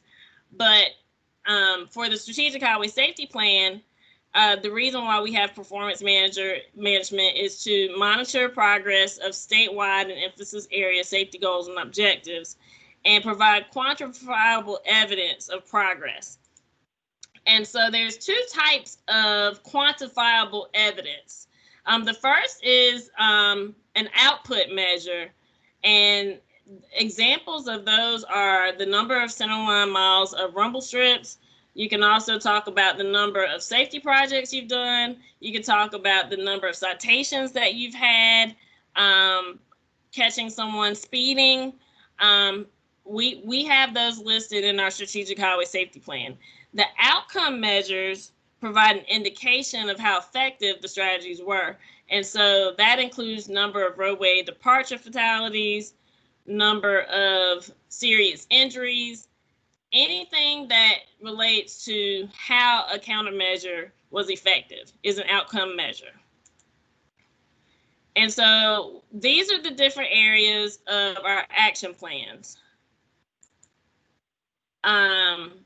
You start with the type of action, or no, you start at the very top with the strategy that it is. So for this particular example that's in the vulnerable user section, the strategy is to assess growing needs and concerns of vulnerable road users.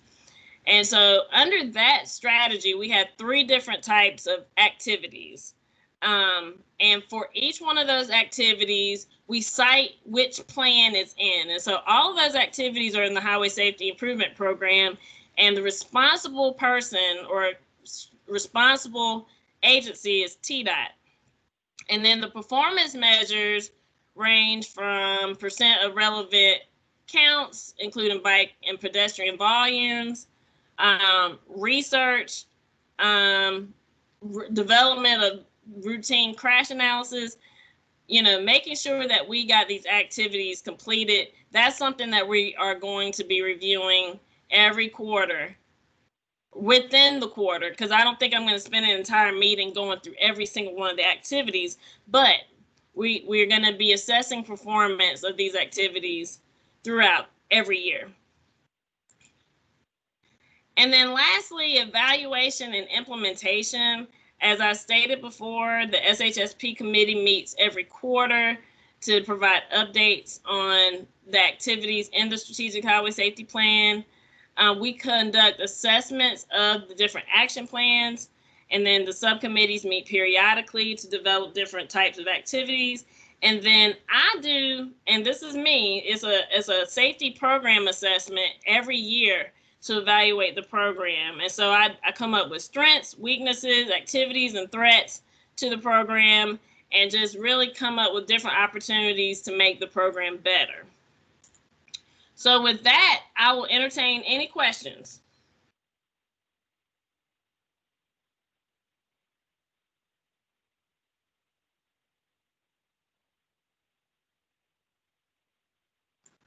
Okay.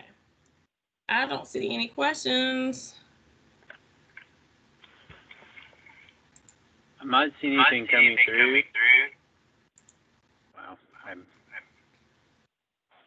seem to be echoing now. You sound fine. You're not echoing. Okay. To hear myself, which I'm sure all of you would appreciate listening to so much. Thank you very much. I will leave I will leave my contact information in the chat pod so that we can go on to the next presentation. Well, our next step is actually a break. So you did an amazing job, and we appreciate your time.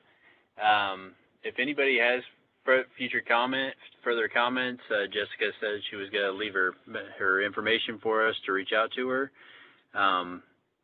and we appreciate it. If everybody wants to take a break until we're going to come back at 1 o'clock for Ms. Faye Damasio to do the next presentation.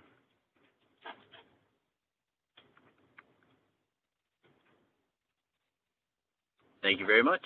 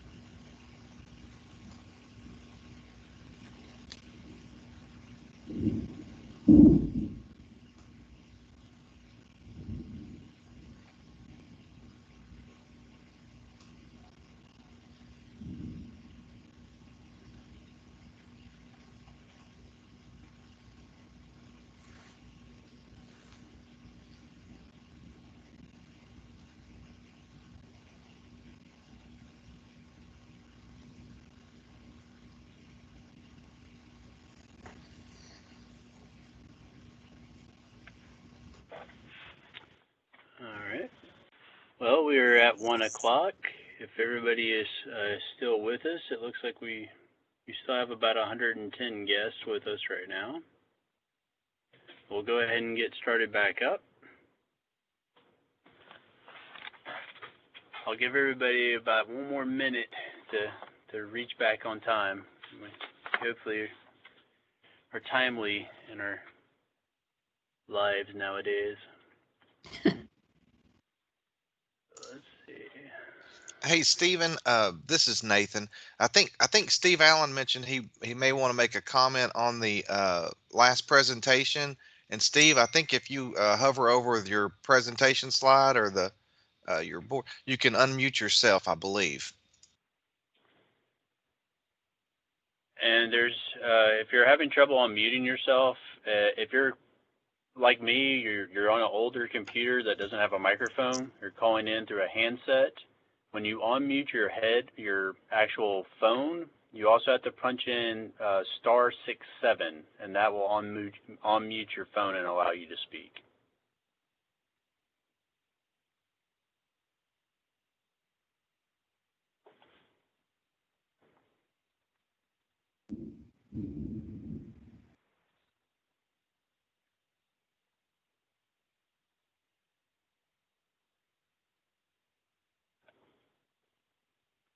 Steve, are you still with us?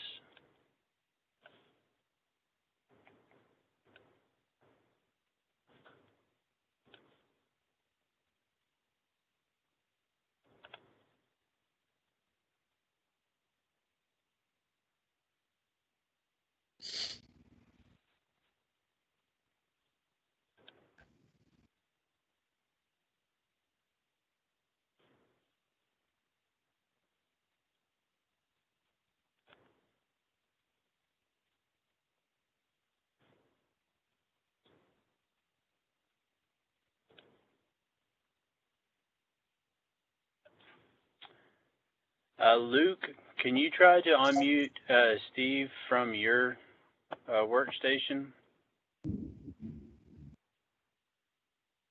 Yeah, I'm trying right now and it's grayed out. So I'm not sure what the issue is. Can you hear me now? Yep. Can. How are you doing, Mr. Steve? Okay. We're going a back doorway to get there, and I know there's some feedback.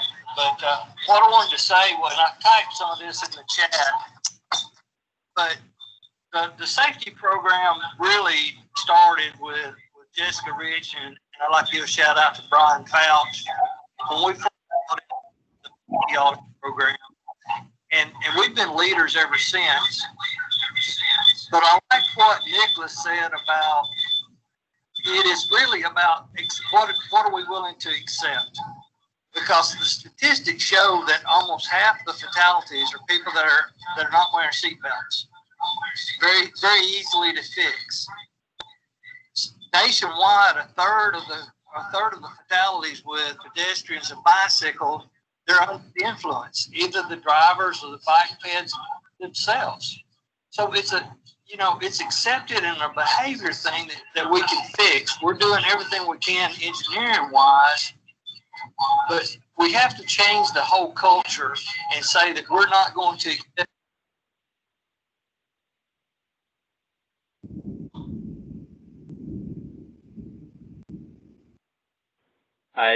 Steve, I think we lost you again.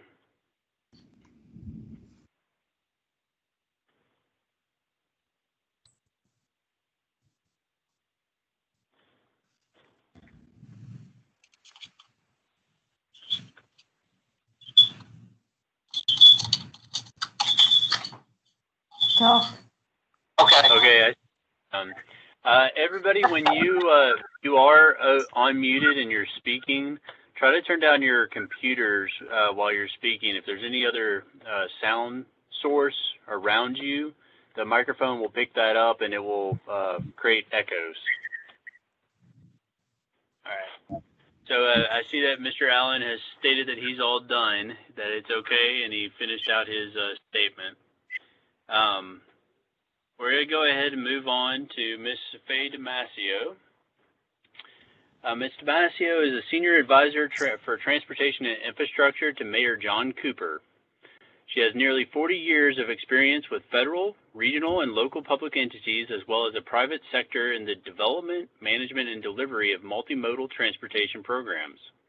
Most recently, she was the I should ask people how to pronounce things before I do this. Deloitte. Yeah, that works. Thank you.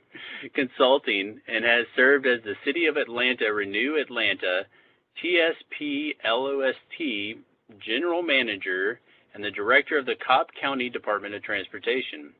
She holds 3 degrees from Auburn University, War Eagle, including a Bachelor of Science in Public Administration and Masters of Community Planning and Public Administration. Additionally, she is a Fellow of the American Institute of Certified Planners.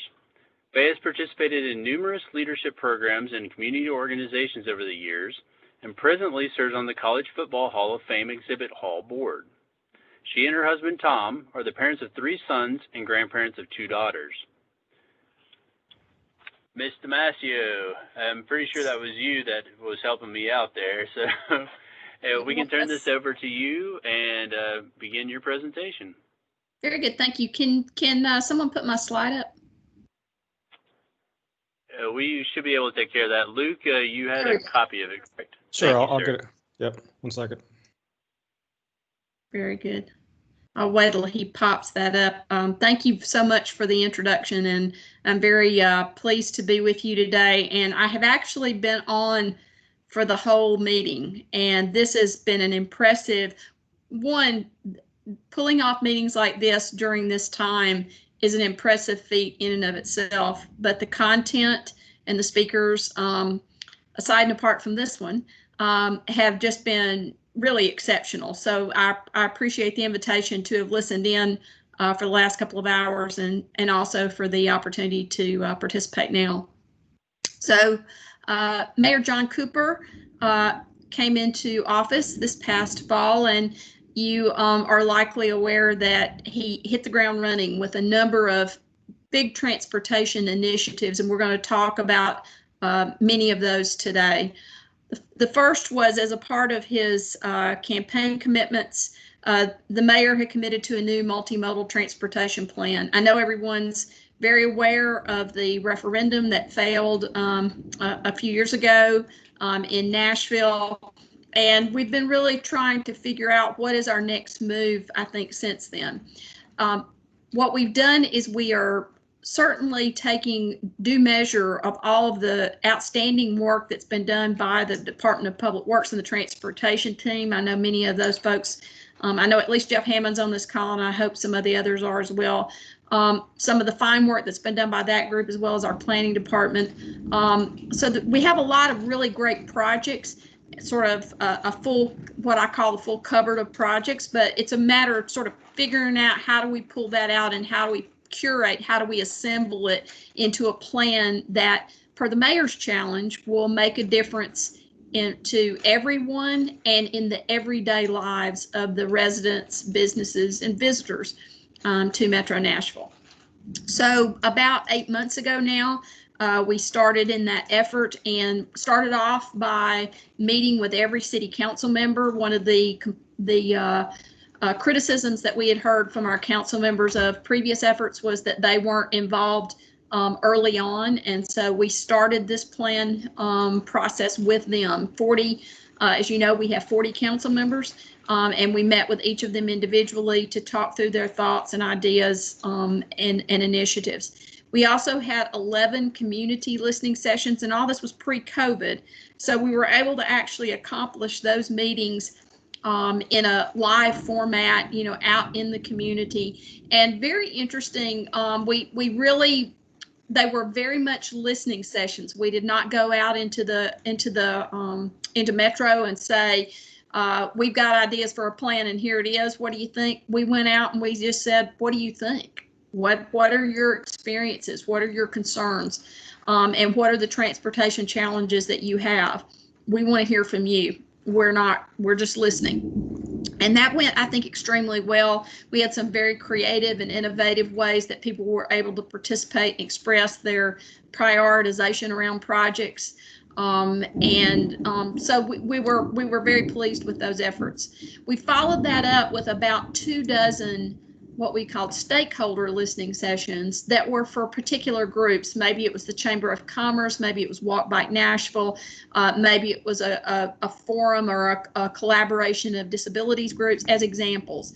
But we had about 24 of groups with particular interests or viewpoints, and we accomplished about half of those in either in live formats or small groups until COVID really took those opportunities away. And so there were about half of those we have completed in a virtual environment. We're also working now to look at our idea to roll out the plan in the fall, with having community listening sessions that are also going to be virtual in their format. So and we're looking at how we can use our hub network to do that, because obviously we're still going to be having issues around COVID and how we accomplish a very robust public outreach with that as a continued constraint to us.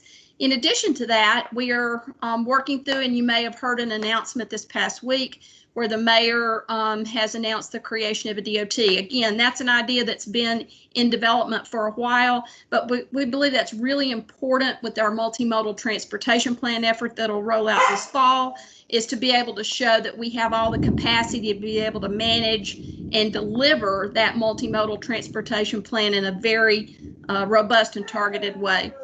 We've also just completed a traffic management system modernization evaluation, and that has suggested to us that there are a number of things that we can do to modernize our system, both on the operation side and on the equipment side, and we are beginning to advance those recommendations now, and have actually also developed a information piece to go along with that will help us to be able to take what is a real engineering, very much an engineering kind of analysis, and express it in sort of plain English to council members, to residents, to stakeholder groups, and so forth.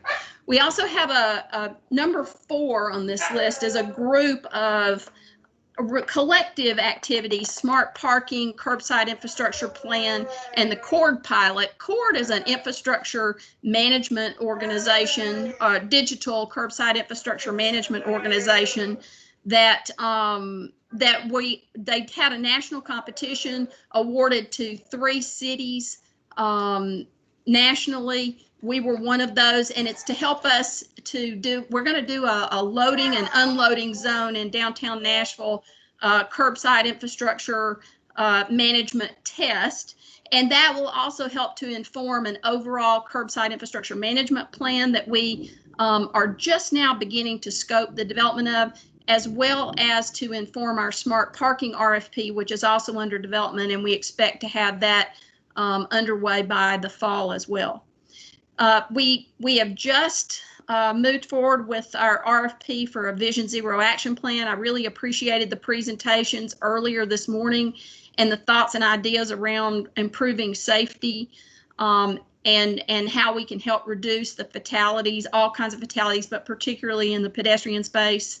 And our Vision Zero action plan, we want to challenge ourselves to think about that very broadly. One of the things that we've discussed in amongst our group of that's leading that within Metro is the notion of how we've got to have a strong engineering component to that, and we've also got to have all those other sort of nuanced pieces around behavior and how our community safety policies and procedures and how land use, and that there's a lot of different sort of pieces and parts to that, and we want to be sure all that's reflected in that Vision Zero action plan.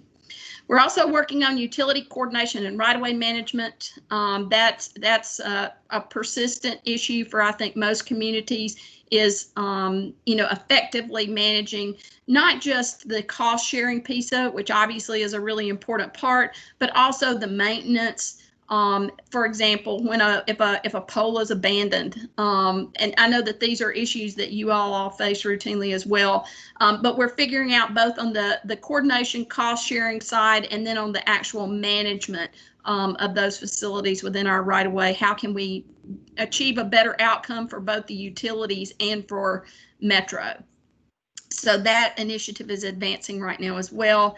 And then this last number 7 is a really comprehensive look being led by a number of our professionals in public works and also by a group that we have called the Infrastructure Coordination Council, which is made up of water, stormwater, public works, public safety, planning, and so forth. And we also bring in law and others when that's necessary. To look at how can we, just from a business perspective, how can we better manage our process and our business for good cost control, more quality assurance, good construction management, good design management, and so forth. So an overall sort of quality improvement process.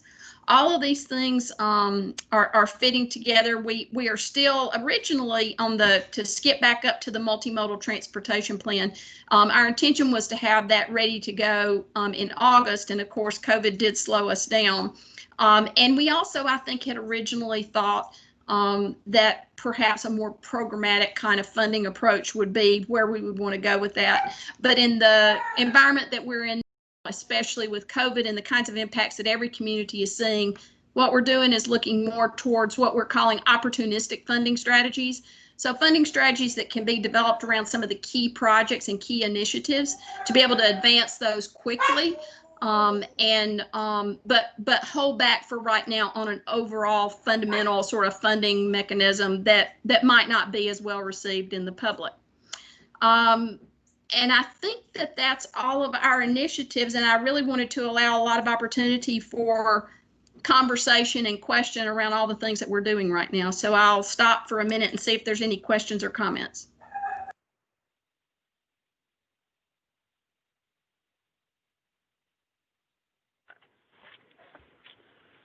Does anyone in the group have any questions so far?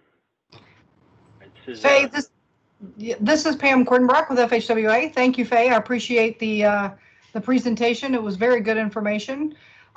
So quick question, kind of one of the things that we've seen as a couple of, in trying to recover from the COVID, is that several entities and localities have worked with local businesses to maybe put some tables and chairs for social distancing out on sidewalks, and maybe even shutting down some local streets, with obvious safety traffic control. But is that something that Nashville has looked at? It is indeed. One of the things, and I know Jeff Hammond is on the call, and Jeff can probably best talk to this. We did actually do a series of the streets where we closed them for to enhance the pedestrian access to those Jeff, if you're on the call and can unmute, you want to talk a little bit about that? We had mostly, I think, a lot of success with that, Pam. We had a couple of communities where there was a little bit of resistance, but for the most part, I think really good acceptance of that. And I think it sets that groundwork of being able to advance those kinds of more multimodal initiatives post in a sort of whatever our next version of post-COVID environment looks like. And I see some questions over here in the chat box, but I wanted to see if Jeff can comment a little bit on those, the street closures we did.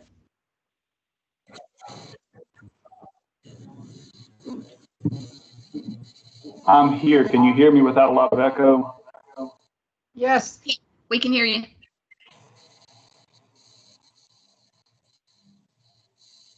Okay. We did do that, as Faye mentioned. We had 8 street segments that we closed down temporarily. These were in neighborhoods that had already applied into our traffic calming program, so we knew they had some concerns with speeding and the desire to be out more walking and biking. Most of those did not have sidewalks, and so it was a good opportunity to go into those neighborhoods that had already applied in and use this as some form of an outreach during COVID to try and give them some support in those activities when the people had an increased level of walking, biking, et cetera. One of the other things that we did was we used GIS in some of our zoning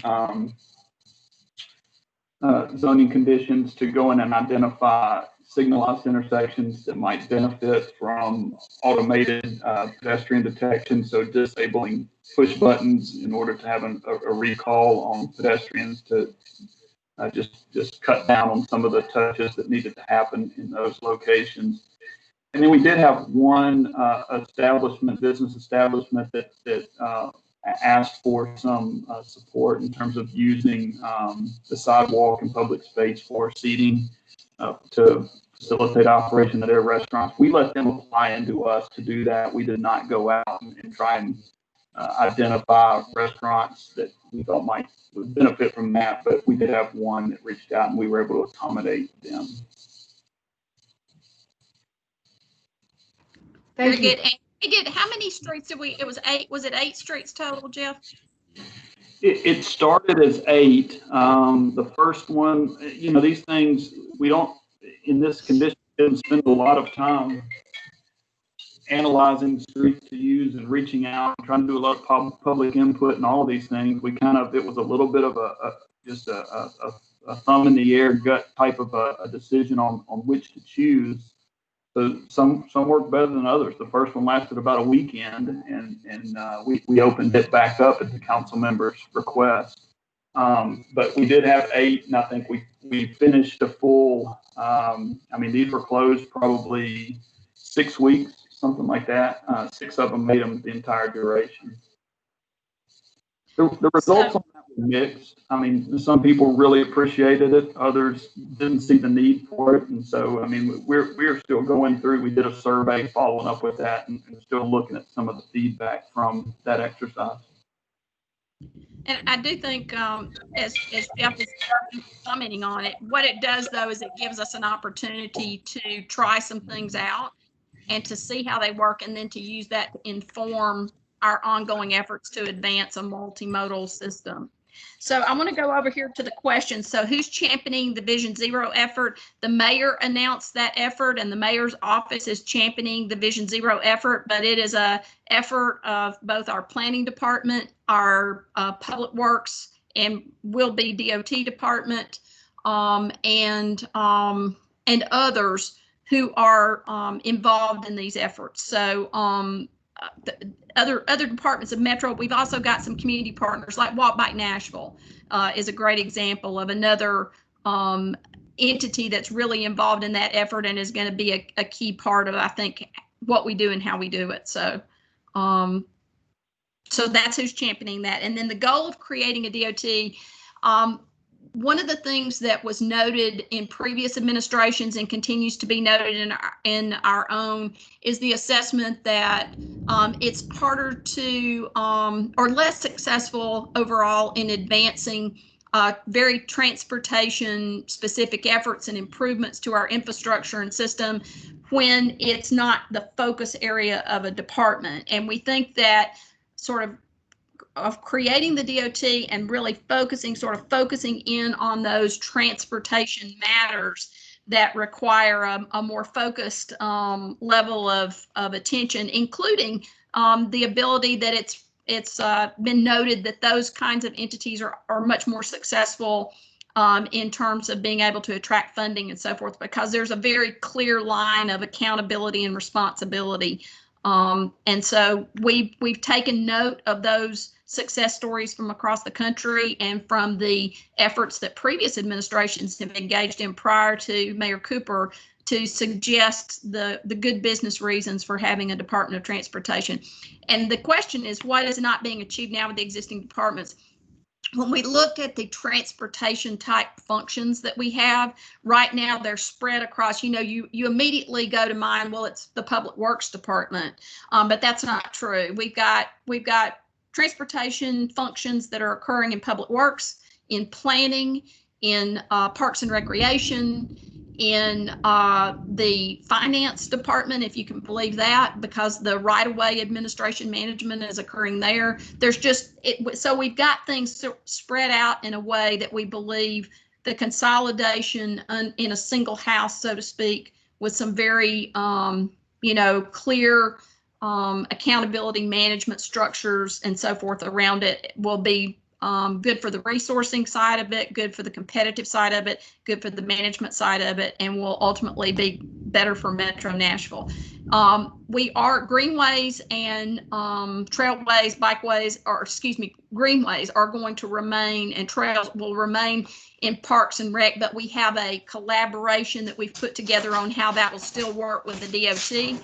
And then once it's formed, and then we also have other sort of partnership collaborations that I mentioned earlier that are occurring through that Infrastructure Coordination Council that will be really important to its success.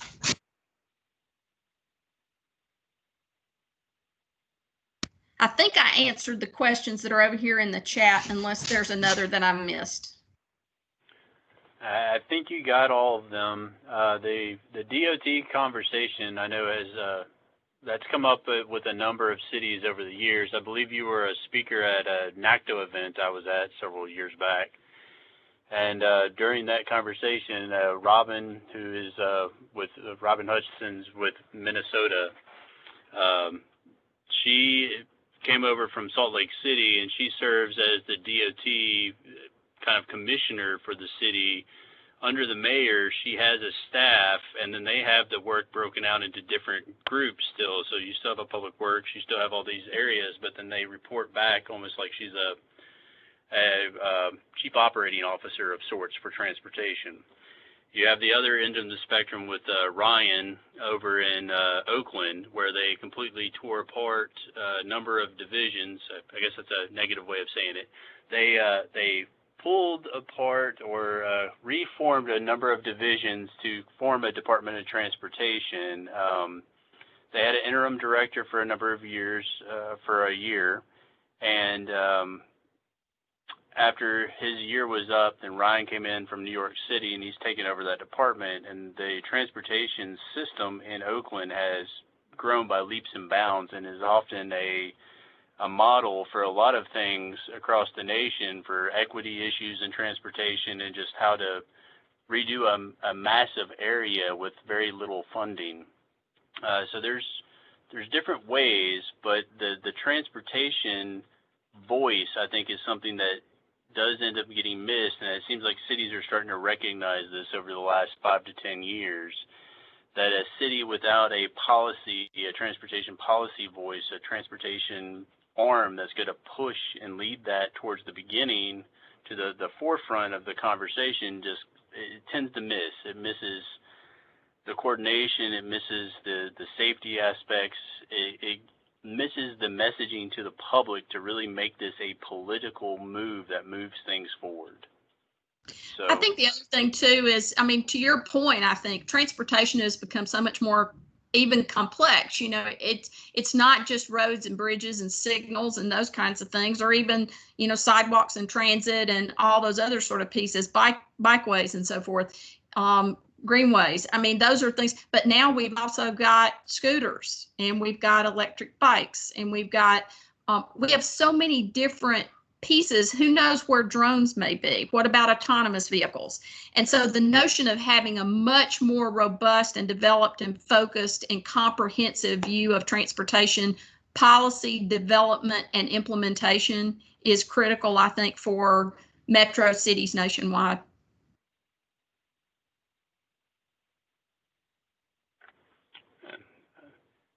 I'm And in I see strong agreement with that. I see Do we have any other questions?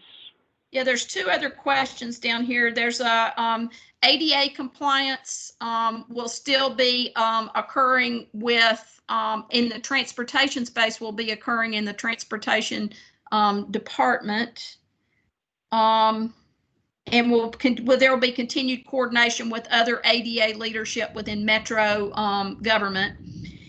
Recent developments in the regulation of electric scooters. Yes, we are working on an RFP for shared urban mobility devices now for in the micro mobility space that should be issued very soon. So yes, that is advancing. And yes, we are working on the amendments and approaches that might affect the Metro Charter or other policies and procedures that are needed in order to affect a Department of Transportation. The other thing I want to mention that you kind of got to a little bit too with the earlier comments is the Department of Transportation is not intended to tear anything apart. It's intended to reassemble and to refocus perhaps and hopefully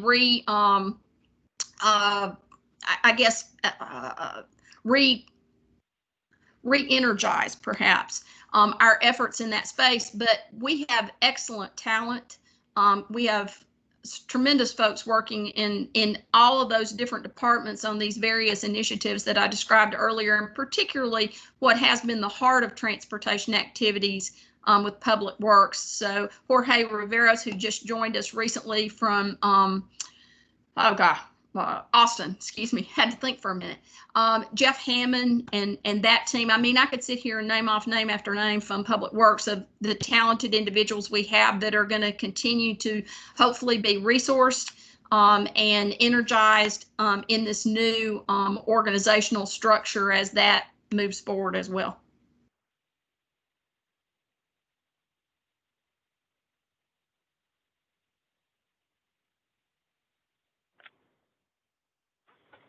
One other thing that we would be glad to do if this group is interested in it is to share with you the link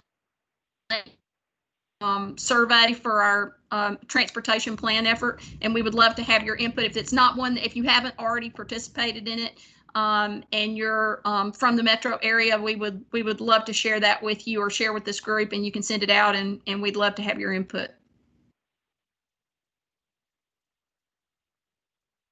I think that is definitely something that we can share with our membership and get sent out to provide additional comments back in. Different viewpoints and perceptions are always a good thing to build something properly. Absolutely, and we'd appreciate that very much. Thank you.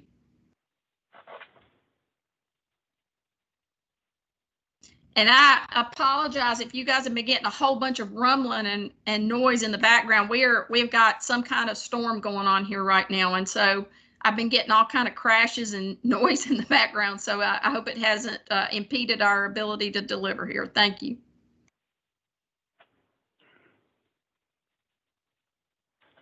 I don't see any more questions coming up.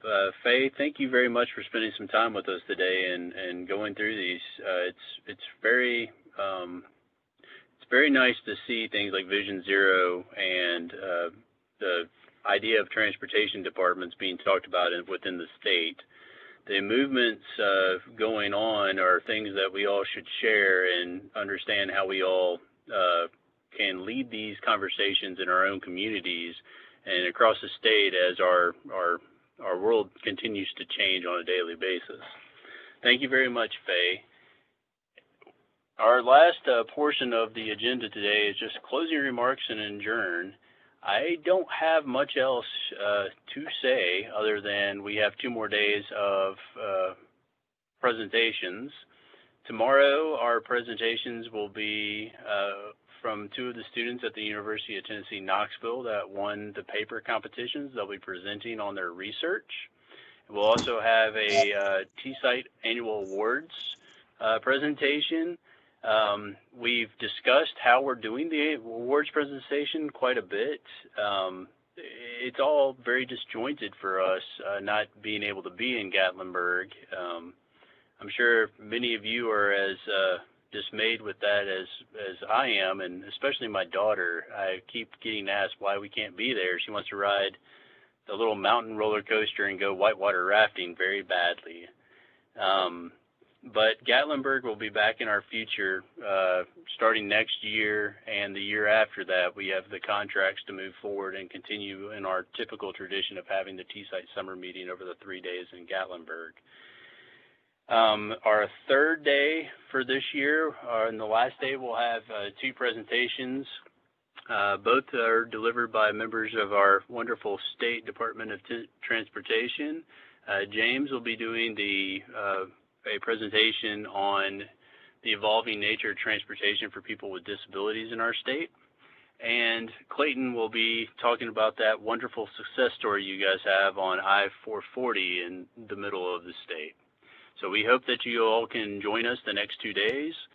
The meeting is free each day, so we're not charging for these online participation. The PDHs, if you're active and signed in, if you've registered, and then we can see that you have been participating, then PDH forms will be available to you after the meetings. Do any of the other board members have any announcements or remarks before we adjourn for today?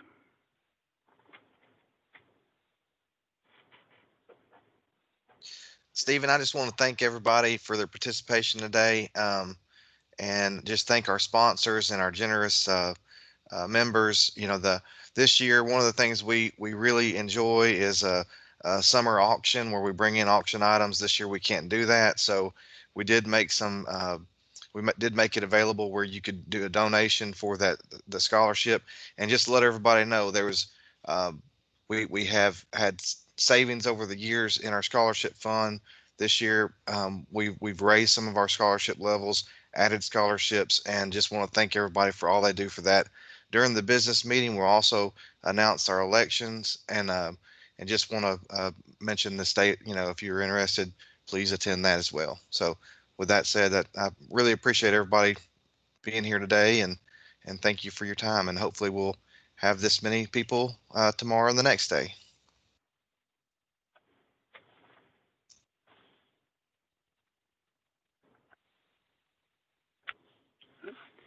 Thank you, everyone. See you tomorrow.